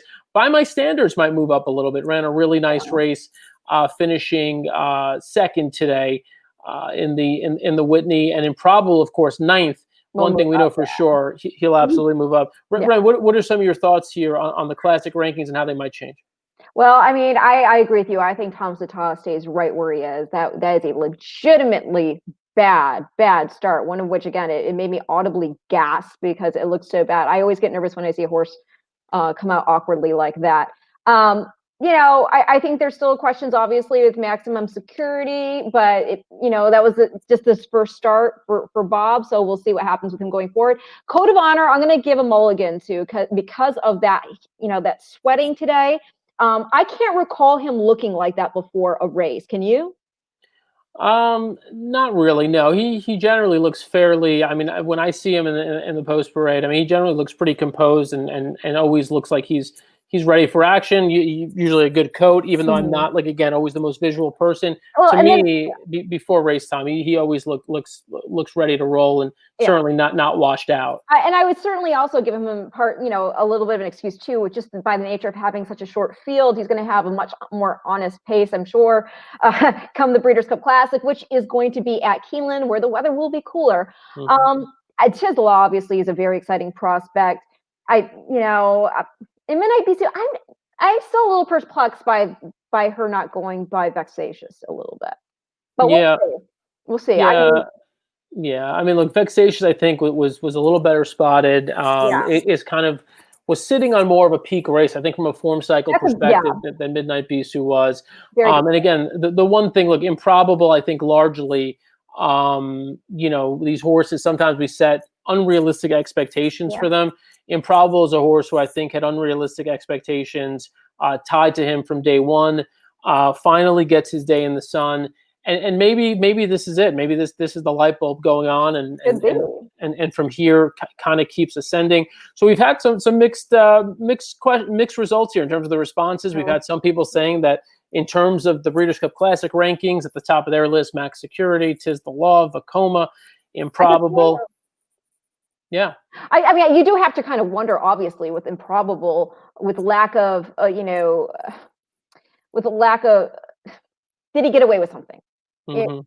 Right? I mean, a lot of things broke his way. That's for sure. I mean, and that's not to take, again, it's not to take anything away from the horse himself. And that's why we run these races. And that's why we keep tuning in to see, just how much more a form is legitimized with, the more we see these same horses facing off against each other. So it's you got to stay tuned because you got to follow the stories. These are their stories being written in real time. Yeah, no, you nailed it there. Stay tuned. Now we are going to sign off, but you could turn on, first of all, Fox Sports 2 right now. We'll be carrying more action from Saratoga, America's Day at the Races. Then 7:00 p.m. Eastern Time. Tune into NBCSN. It's the Bing Crosby, the Win and You're In for the Breeders' Cup Sprint. Tomorrow, you got the Clement L. Hirsch, a Win and You're In for the Longines Distaff. And then next week, more action. BC Live is back. We're going to have an edition next week. Bram Weinstein comes off a vacation, will join us. Ren, I haven't fully checked your schedule. I don't know if you're joining us next week. I hope you're joining us next week. I will join you. If I'm welcome, I'll join you. If the fans want me, I will. The fans want you. The fans. No, well, your fans. I mean, I don't have fans. Fans, let her know how much you want her to be back here next week. If the BC Live fans want to hear what I have to say, by all means, I will make it happen. The fans want you. We want you. Don't forget these. Yes, the masks. We'll put it up there one more time. COVID-19 relief efforts are supported every time you buy a Breeders' Cup mask. BreedersCupShop.com. COVID-19-relief. You could check that out there. And as I said, we'll be back next week with more Breeders' Cup Live. Next week, big week. Our little race called the Traverse is going to be run next week. Wasn't Ramon Dominguez in the Traverse Stakes? Oh yeah, we never showed the video. We promised it. Alpha? Yeah. We promised it. We never showed it. I know. Well, maybe next week.